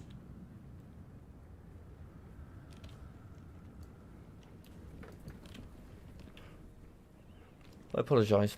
It does it a lot when I cast, actually. When I cast, I speak a lot very quickly. Yeah, I get very yawny. I don't know why. But Gladelord Starfire Shark's going to be shooting the front here up against Slayers. This is going to be a tough chase here for the boys. Now, we have managed to turn them around. Now, because they can't fire whilst moving, unless it's forward, it makes it pretty tough. Looks like they are going to engage in combat here. There's nothing that can be really done. They're just going to have to grin and bear it. 900 health here, though, with 20 models up against 46. But they are getting chewed apart. Well and truly chewed apart here by these Slayers. Only 12 models left, but they are deleting the Gladelord Starfire Shafts. But you would happily trade a unit of the Gladelord to take out a unit here of the Slayers. Blasting charges in range. Oh, no. Oh, no. Oh, no. Oh, no. One volley. Hear the horn! God damn it, that's painful. Well, they're going to be getting deleted on that side. Over on the left-hand side, it looks like here we do have the Rangers shooting in. Lost Silver Knights have charged. We see some of the Starfire Shafts going to be shooting here up against Thoric Ironbrow. He's lost a third of his health. We see the Peak Gate Guard are not happy either. A little bit lax for Micro here coming in from Dark Phoenix. Blasting charges over the top are deleting Starfire Shafts. It's going to be the same here as well. They have caught. They are actually going to hit here. It is only going to hit the left-hand side. It's not going to hit all of it. They are shooting in. They could break before the second volley comes out. That one guy stood back up and they got blasting charged back, unfortunately. In the middle, Spellslinger could get deleted here by Dragonbacks. The only problem is big shots coming up against the minus of blasting charges. Running away here, the Gladelord. They're not very happy, and I don't blame them. Throwing axes here, pouring in up against the Starfires. In the back here, we do actually have the Spellslinger of Life. We actually pinned in the Spellslinger, because I don't think the Dragonbats are going to catch up without Dark Phoenix recognizing. Oh dear God, if this actually goes down, this is in big trouble. Big trouble. Oh no! We are going to catch, and she's going to get deleted. She's going to get deleted here. She's wavering. She's going to go negative 14, negative 17, 700 health. She's also going to get slowed down to 62 speed. Oh no, that's going to be the healing done here. The Silver Knights are in big problems then. They are going to get slowed here by the Master Rune of Slowness. Moving in with the Peak Gate Guard Hammerers. As we can see here, Thoric Ironbrow going to be getting chased whilst getting shot here by the Weight Watchers. Weight Watchers are just pouring into the Hammerers. Balance of Power is in the favour of the Wood Elves, though. We do get away with the Spell Slinger, so she will come back. Pop a cheeky healing on her there. Maybe. Oh, she's only got regrowth left. Oh my gosh, she instantly breaks again. She instantly breaks again, and this could be a problem.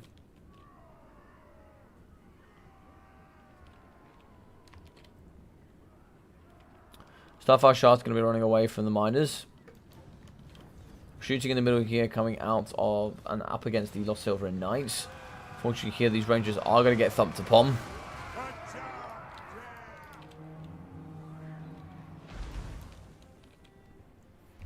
Could we see the marked by Ulthwar here go down on the Lost Silver Knights, reducing by 22% missile? Could be great. Oh, okay, never mind. Those Rangers just got deleted, and then they got cleared up. God damn. Oh, but we could move in with the Hammers. Hammers could certainly move in and do some work. The boys are in. The boys are in. They are just deleting models. They hit one, and it instantly died. Yep, they are struggling hard. They are struggling very, very, very, very, very hard here. Did we get back the caster, though, is the question. Oh, she's back. It looks like, unfortunately, Dark Phoenix hasn't recognised that. We are going to see in the back here, we have broken the Ulthwar Raiders. They have been terrified. It's looking pretty bleak here for the Dowie. We can see Waystalker just going to be kiting there on the right-hand side. Starfires do chase. They've actually been caught here by the Dragonbacks. Dragonbacks will beat them in combat pretty handedly. Great stacks, 48 melee attack with 41 melee defense. They actually give a fire weakness as well. So you can certainly be fighting those alongside other units. Miners in chase of the Starfire Shafts. Apologies. In the middle, we are going to be breaking here with the Peak Gate Guard Hammers. Chasing off here with the Sisters up against the Ulthwars. Does have fair, so we should maintain that. Are they shattered? And they've broken. Oh, there's the banner. There's the banner. Lost Silverins are going to clean up the backside here of the Rangers. And I don't know where Thoric Ironbrow is. Thoric Ironbrow is dead. Okay. Thoric Ironbrow's dead. So that's going to be pretty much it here for the Dowie. What is on the balance... what is on the field for Balance of Power is pretty much just getting routed at this moment. Norgrim's at the top. Trying to chase here up against Starfire Shafts. Gladelord in the trees. They could shoot here for sure. You can certainly shoot with one, drop with the other. Blasting charge over the top. Ooh. Oh no. Oh, that hurts. So the Spell Singer did come back. A regrowth on her would be nice. That would certainly push up Balance of Power.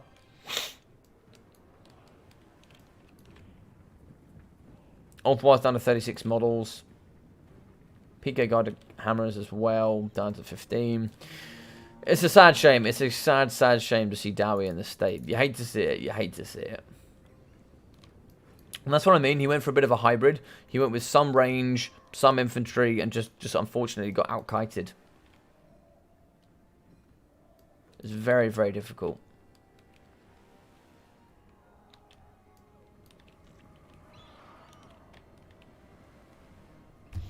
Sisters here, still killing up against some of these models. It's pretty much GG's here. I don't know if there's anything you can do. Minus the blasting charges are returning. We see the Waystalker moving over as well. Some big shots could go downtown.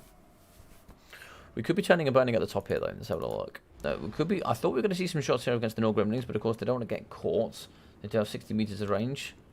We do actually have the Dragonbacks nice and close as well.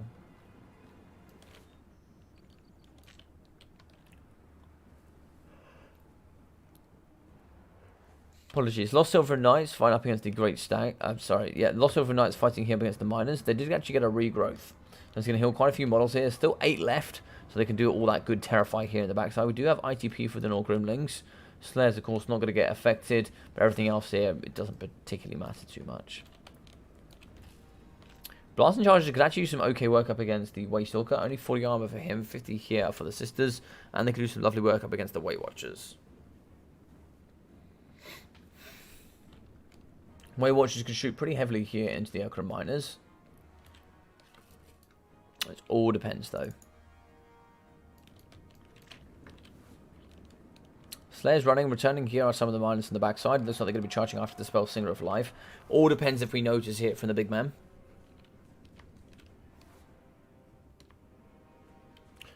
So Starfire's going to be shooting up against Dragbat Slayers. They can certainly chase here. So as they run away from behind, they can certainly chase and shoot at the same time.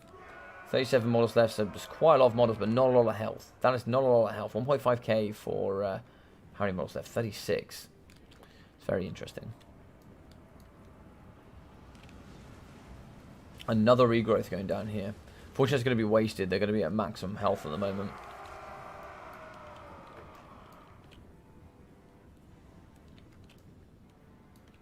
Most of the units are going to be getting a bit surrounded here. Wastalker could shoot here into the Nor Grimlings. Nice blast shot here into the Dragonbacks. This is our poison. Oh my god. Diving in there with the sisters. That's brave. We can see here, yeah, it does have poison there on those attacks. She's going to, with the splash damage, just kill so many units. 40 models with 300 health left. That is not much per model yet. Yeah, she's just deleting them. But she's also getting thumped pretty hard. Oh my god, that shotgun shot there moving through.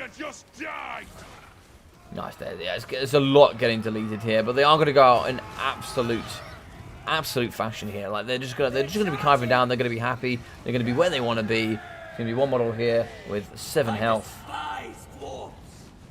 Oh wow, they despise dwarfs apparently.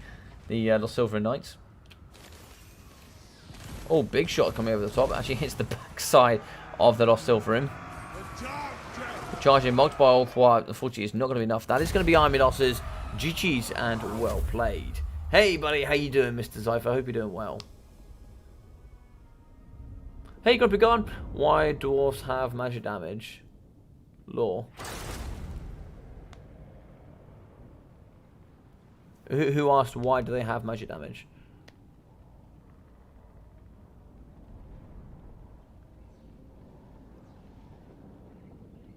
Oh, sorry, why they do have magic damage. I said I just don't know. I don't know the reason. I don't think it's weird.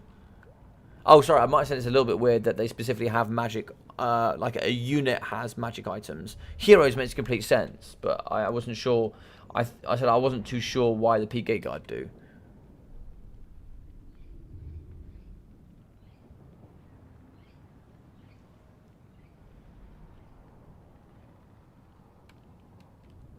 But never mind there. So we've got 188, 320, 880, 506 there from the Rangers. We've got 330 there for the Nor Grimlings with 75 and 1,300 for the Dragonbacks. 850 and 330 there from the Slayers with 520, 270, 430 and 430 for the Blasting Charges and 0 from Thoric Ironbrow. 1.1 there from the Sisters, with 685, with 350, 480, 580, 700, and 400. Weight Watchers 1.4, 1.8, 2,000 as well, so very good, and 1.3 from the Lost Silverin. Yeah, sorry, I did say it was weird, didn't I? I did say it was weird. How'd it go so far? Yeah, it's gone really well, thanks, dude. Seems like challenge is down, so I can't see anything. Oh, yeah, challenge has gone like up and down, up and down, up and down, all over the place, sadly. So, yeah, it's been a bit all over the place.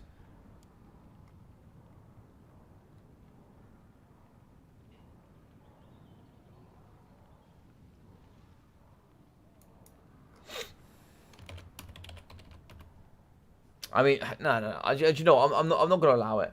I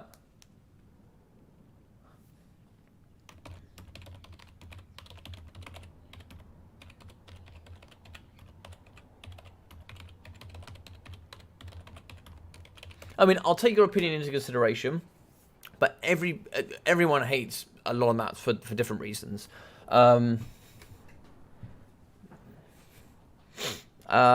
mean, I don't know. I don't know.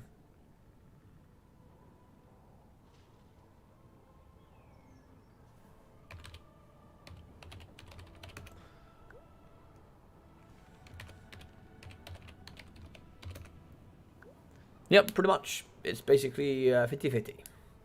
Yeah, it's gone pretty well. So we're in the final. It's Mythal up against Dark Phoenix. Mythal beat Grombrindle, and Fall Poland beat. And Dark Phoenix beat Fall Poland. Yeah.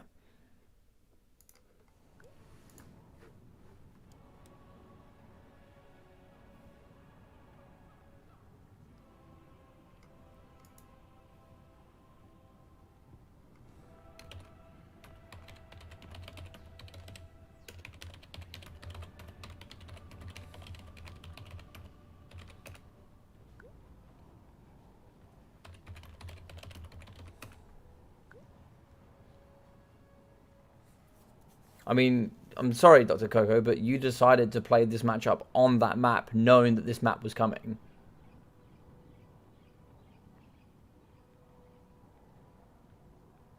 I can't say any more than that. I'm sorry. I will not accept it. I will not accept it. You decided to play Dowie.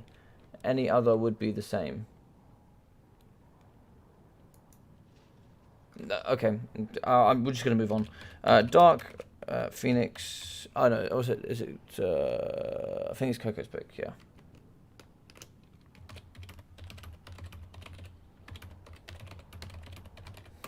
Is your pick a ban? Yo, just one. This map is very poorly... I mean, okay, right. If we address this properly, we're also playing a game that's not particularly specifically designed to play multiplayer either, if we really want to pick it apart.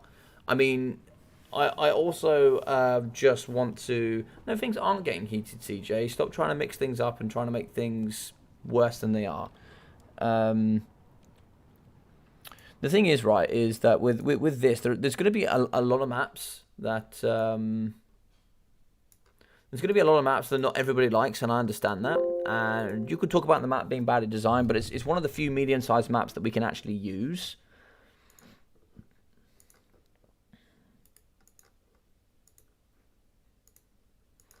Because there's not many. I mean, for the majority, on the top-level competitive side of things, everyone just wants flat, open maps.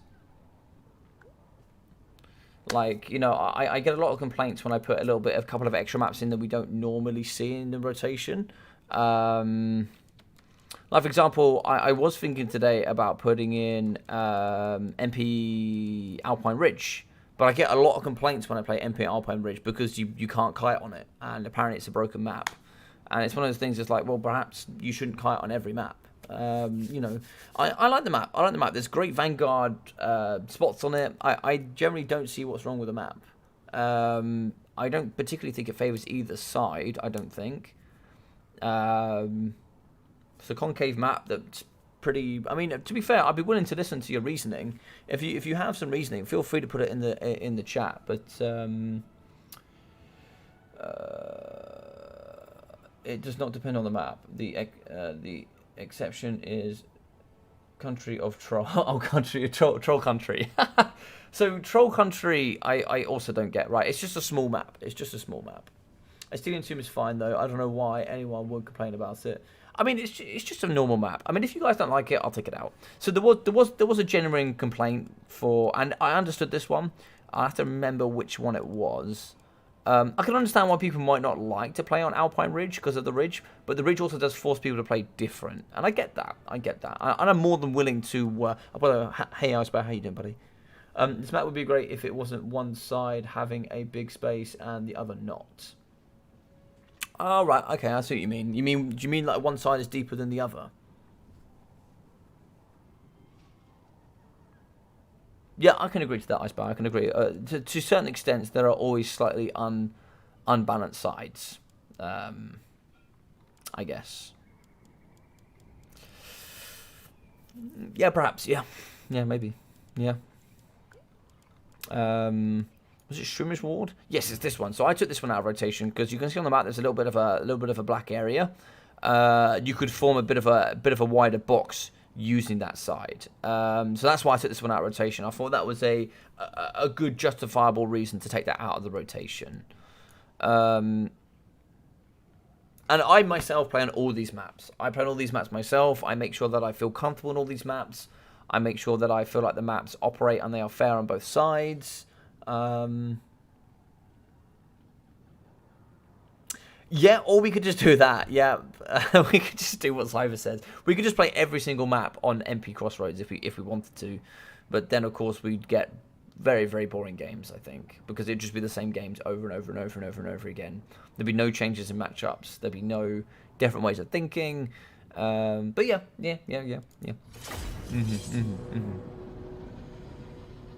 Oh, you like Alpine Ridge? Cool. I like Alpine Ridge. I think it's a nice map. I do. There are certain maps that I'll leave.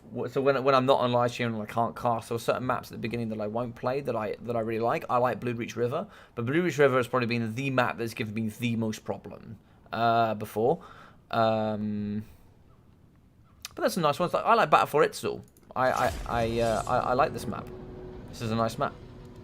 Oh, I realised. Damn, I'm on the wrong map. Sorry, an idiot. Which one is it? Galbaraz.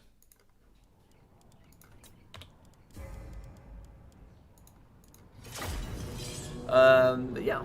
Basically, CA needs to draw the deployment area and the white line into the preview. BCs often it changes strategy based on the side of the map. Oh, okay, cool.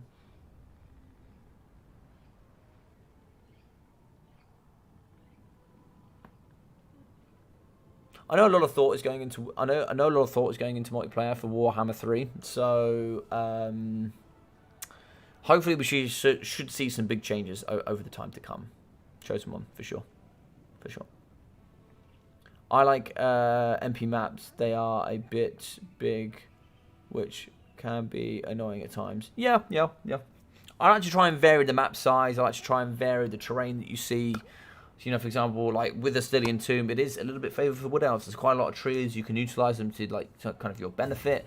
And also, I still think with both the armies, even if you flipped it and you had Wood Elves on the other side, I don't really think that changes the matchup. I think the Dowie were kind of in a sort of a losing position when they started. I don't think the army composition was good enough to win. And it is 50-50. He is correct. You cannot build on the Dowie side for both. But you accept that going into that matchup. If you pick Dowie into Wood Elves, you know that going in. You know that that is a probability. And there's no point moaning about it afterwards because that doesn't change the fact. Just accept the fact that you lost and you got it wrong. And it is a coin flip. And you know that going into the matchup. So it is what it is. It is what it is. I'm not saying I don't sympathise. I'm just saying I've played that matchup many a time. And that's just unfortunately the way it works. So we are going to have a Vargolf here, regen, big armor-piercing punches. We are going to have the Crypt Horrors as well. A bunch of zombies in the front line, as well as some Graveguard great weapons. Here in the middle, second Vargolf, some Direpack Wolves. In the sky, we are going to have some nice, fast Fellbats. Vampire of Death. And on the floor, we are going to have Helmengorst and the Necromancer. So here with the Forbidden Rod, the Scroll of Shielding, Raise the Dead, Invocation, Curse of Undeath, Master of the Dead, and Vigor Mortis, with Helmengorst in with the Liber Noctis, as well as the Reliquary of Corruption, the Unholy Lordstone, and the Vigor Mortis. Yes, very strong indeed. Nice strong combination. Here we go for the Lizardmen. So it's going to be VP against Lizardmen. We have the Star Chamber Guardians, mixing in with the double Temple Guards. Double Bastillodon Arca Sotex with Mazda Mundi, and with the double Skink Javelins.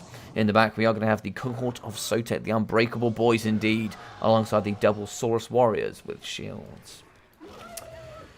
This is going to be a tough matchup here for Mazda Mundi. We are going to be having the Ruination of Cities, the Banishment, Shield of the Old Ones, Apotheosis, the Net of Amantok, as well as Cold-Blooded, Sunburst Standard of Exossel, the Greater Arcane Conduit, and Rolling Skies.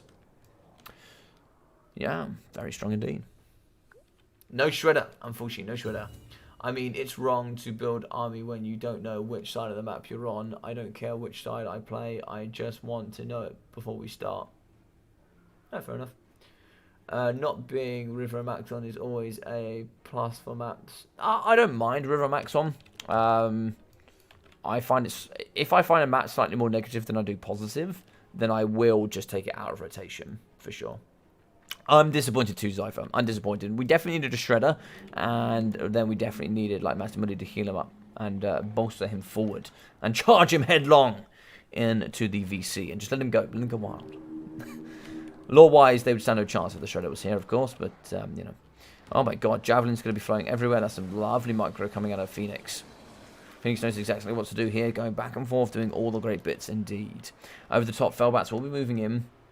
And yes, but yes, Mr. Chosen One, don't take my comments too negatively. Of course, here my sympathies are with you when it comes down to maps. Of course, it is a difficult conversation for sure, and one I'd be very happy to have with you in detail at some point. Of course, I might even do a maps channel on my Discord where we can have a map discussion where you guys could talk about what maps you like and why, and which ones you don't, and also why.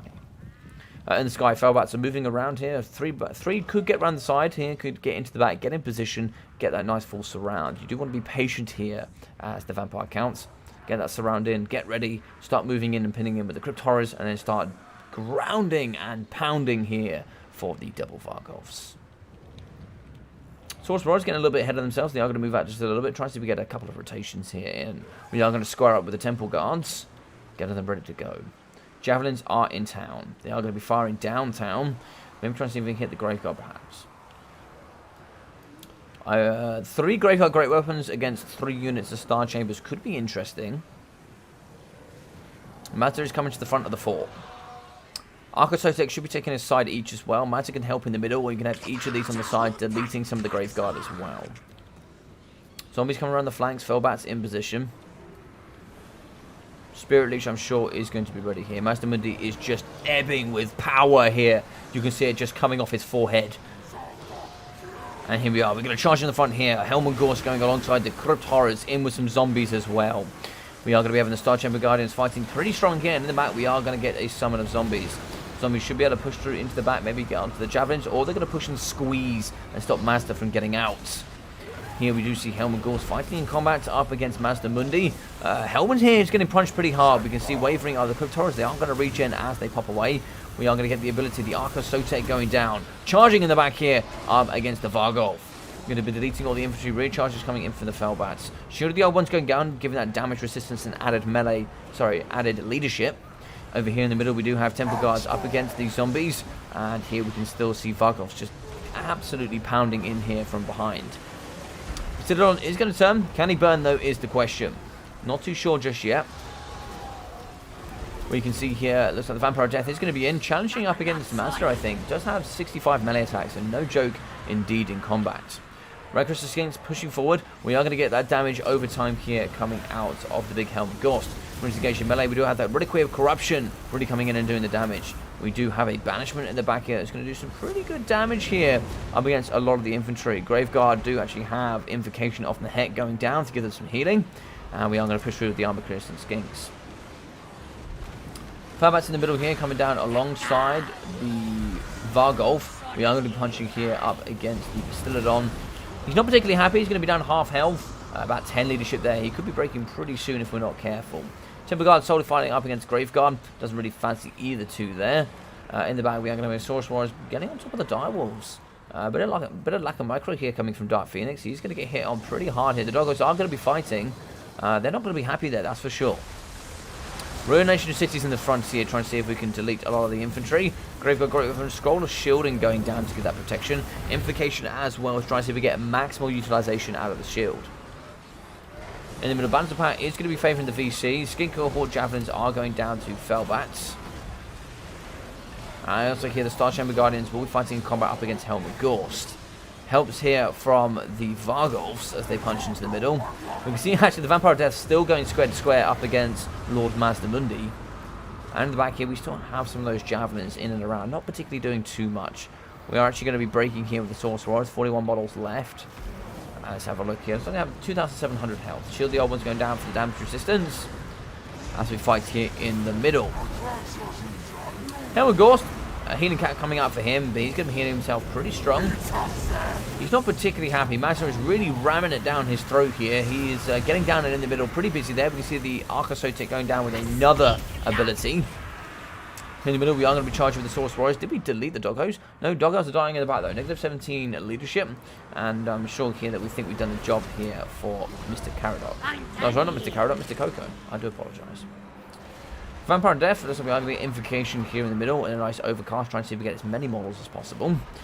Graveguard, they are going to be dying. 30 models left there. Negative 27 leadership. They could do with a bit of aid, but unfortunately Invocation has been used, so we will have to wait just a moment. They'll more than likely fall in that time. Banishment in the middle could delete a lot of the infantry here in the middle, but there's not too much really. There's nothing really for the Banishment to do any damage to. It's not going to do that great up against the Crypt Horrors. They're monstrous infantry. Unfortunately, there's nothing really to delete over on the right hand side. The Banishment I think actually was a bit of a waste of magic there. I think maybe coming in with a Harmonic Convergence or maybe an Apotheosis for a bit of healing would have been more beneficial. A lot of the Skinks are going to get terrified and broken. Same here for the Star Chamber Guardians. They are going to fall here in combat. No ICP for them. We do actually have the Arca Sotek still fighting alongside Mazda, but I think here the Vampire Counts have got the win today. Vargolfs with the great weapons, these are dying and they do fall. I was thinking they're staying around for quite a while here. Doggos do charge up against the Skin Cohort Javelins as they do go and hold on to their last breath. Temple Guard returning to the fight, as are the Grave Guard. Moving back in with the Saurus Warriors as well. They're going to be taking damage over time here from the big man himself. The Mana Battery in the middle is still going to be fighting. Lordmaster is doing the big work here of the Lizardman Gods as he fights up against the Master of Death. Let's have a look here. So we do actually see Helm Gorst. He's not looking too happy here on health. Helm down to 3.9. He's going to be finding pretty strong here. We can see the Arca Sotek actually pretty healthy. Matter at 5.4. Can we get the Arca Sotek in here though? That's the question. Arca Sotek.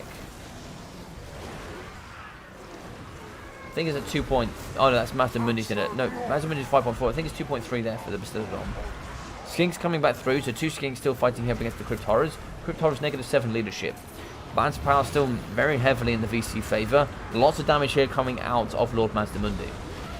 These Crypt Horrors have really been brought to the very edge here. You can see, look at that. You can see health here still going. They're going to be right up against their healing cap. Very nice work there coming out of the big man from VM. Vargolfs are exceptionally healthy. I cannot see any other way apart from a victory here coming from the VC. These Vargolfs are such big pets. They thump so goddamn hard and so goddamn often. That is going to be balance of power. GG's well played for the big victory and the final 3-0 win here coming in from VM Dark Phoenix. So, as a breakdown there, Temple Guard did very well from what we saw. Arca Sotek, the one in the middle, got a lot of damage. Mazdamudi got some big hits there as well on top of Helm and Gorst. The problem was there was just nothing really. They had items, but they just didn't have a lot. They weren't focusing down the Vargolfs. I think the Vargolfs are always the problem in this matchup.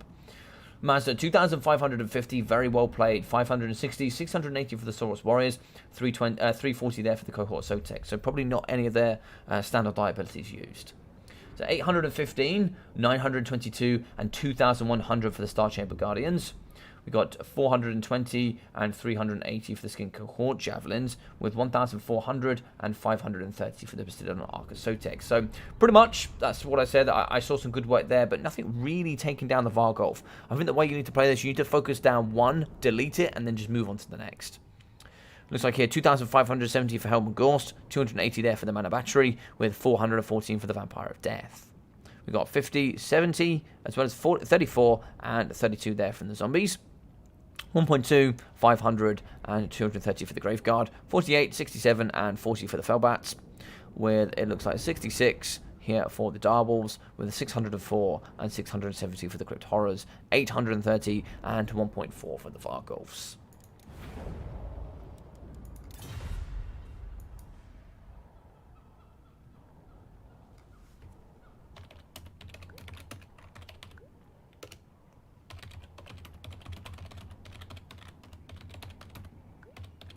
Thank you very much for the great games, gents, and thank you very much for everybody that's watched today. I really appreciate all of you. Ice Power, how do I build Dark Elves versus Beastmen on ladder? Oh, that's a difficult one. Cocoa Puffs, welcome, how are we? Yeah, never had a chance for Lizardman with the builds. Oh, okay, fair enough.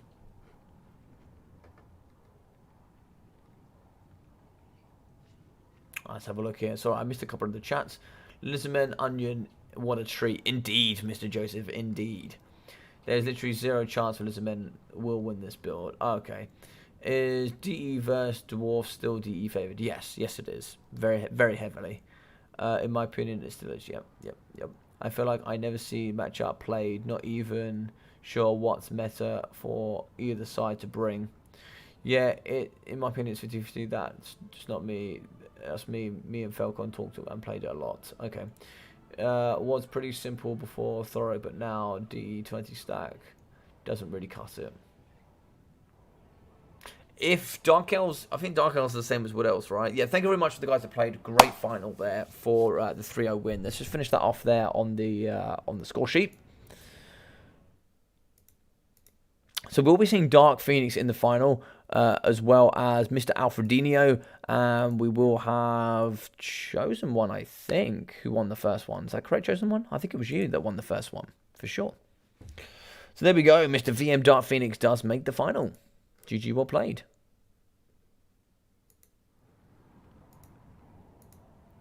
All right, let's jump in with you guys. Yeah, I think the Wood Elf Dowie and the Dark Elf Dowie work the same. If they go kite with Dark Elves, it's very hard, and the Dowie haven't prepared, it's almost impossible for the Dowie. And if they go push with a lot of anti, I think it's easier for the Wood Elves than it is Dark Elves, but I think it's still slightly Dark Elf favored. Unfortunately, Dark Elves vs Beast Spin's pretty stale now. Okay, fair enough. Mama's double Manti, Mama double Assassin. Yeah, I think if you go double Assassin, Mama with double Manticore, it's going to be pretty strong, I think. Yeah, I could see that. But yes, thank you very much to everyone that played today. Thank you for all of you that have watched. I really appreciate all of you. This will finish off, and we'll finish off the season next week. It will be week 4 next week, so it'll be the final week, and then we'll be going off here into the finale. So the way this will work is each winner from each week will go into the final, and then there'll be 4 more players with the most points will be joining as well. Web of Shadows is a cool ability. That's slow and damage in the area of effect. It is really nice. It's really nice. So I hope all of you guys enjoyed today. If you did, please smash that like button. It really does help here, because even then afterwards, YouTube will still promote it. People will still check it out, hopefully afterwards as well. If you haven't already, do feel free to subscribe. It really, really, really does help on the channel more than you know. And of course, I've got all of my social medias in there, so you guys can check me out on Twitter. You can check me out on the Discord. That's where you see all the single player, multiplayer, all of the stuff that I do here, leagues, tournaments, and of course, you can leave replays for casting to see on the channel, like I'm sure you all do anyway. No problem, dude. It's an even matchup, which, considering how strong Beastman is, really good. Yeah, that's true, No problem, guys. Thank you yet again. You guys all take care of yourselves. I have to shoot a big old shift tomorrow, so I will see you probably Sunday. So take care of yourselves, and I will see you then. We have a big best of 7 stream between 2 fantastic players. So I'll see you in the evening for that lovely best of 7. Take care.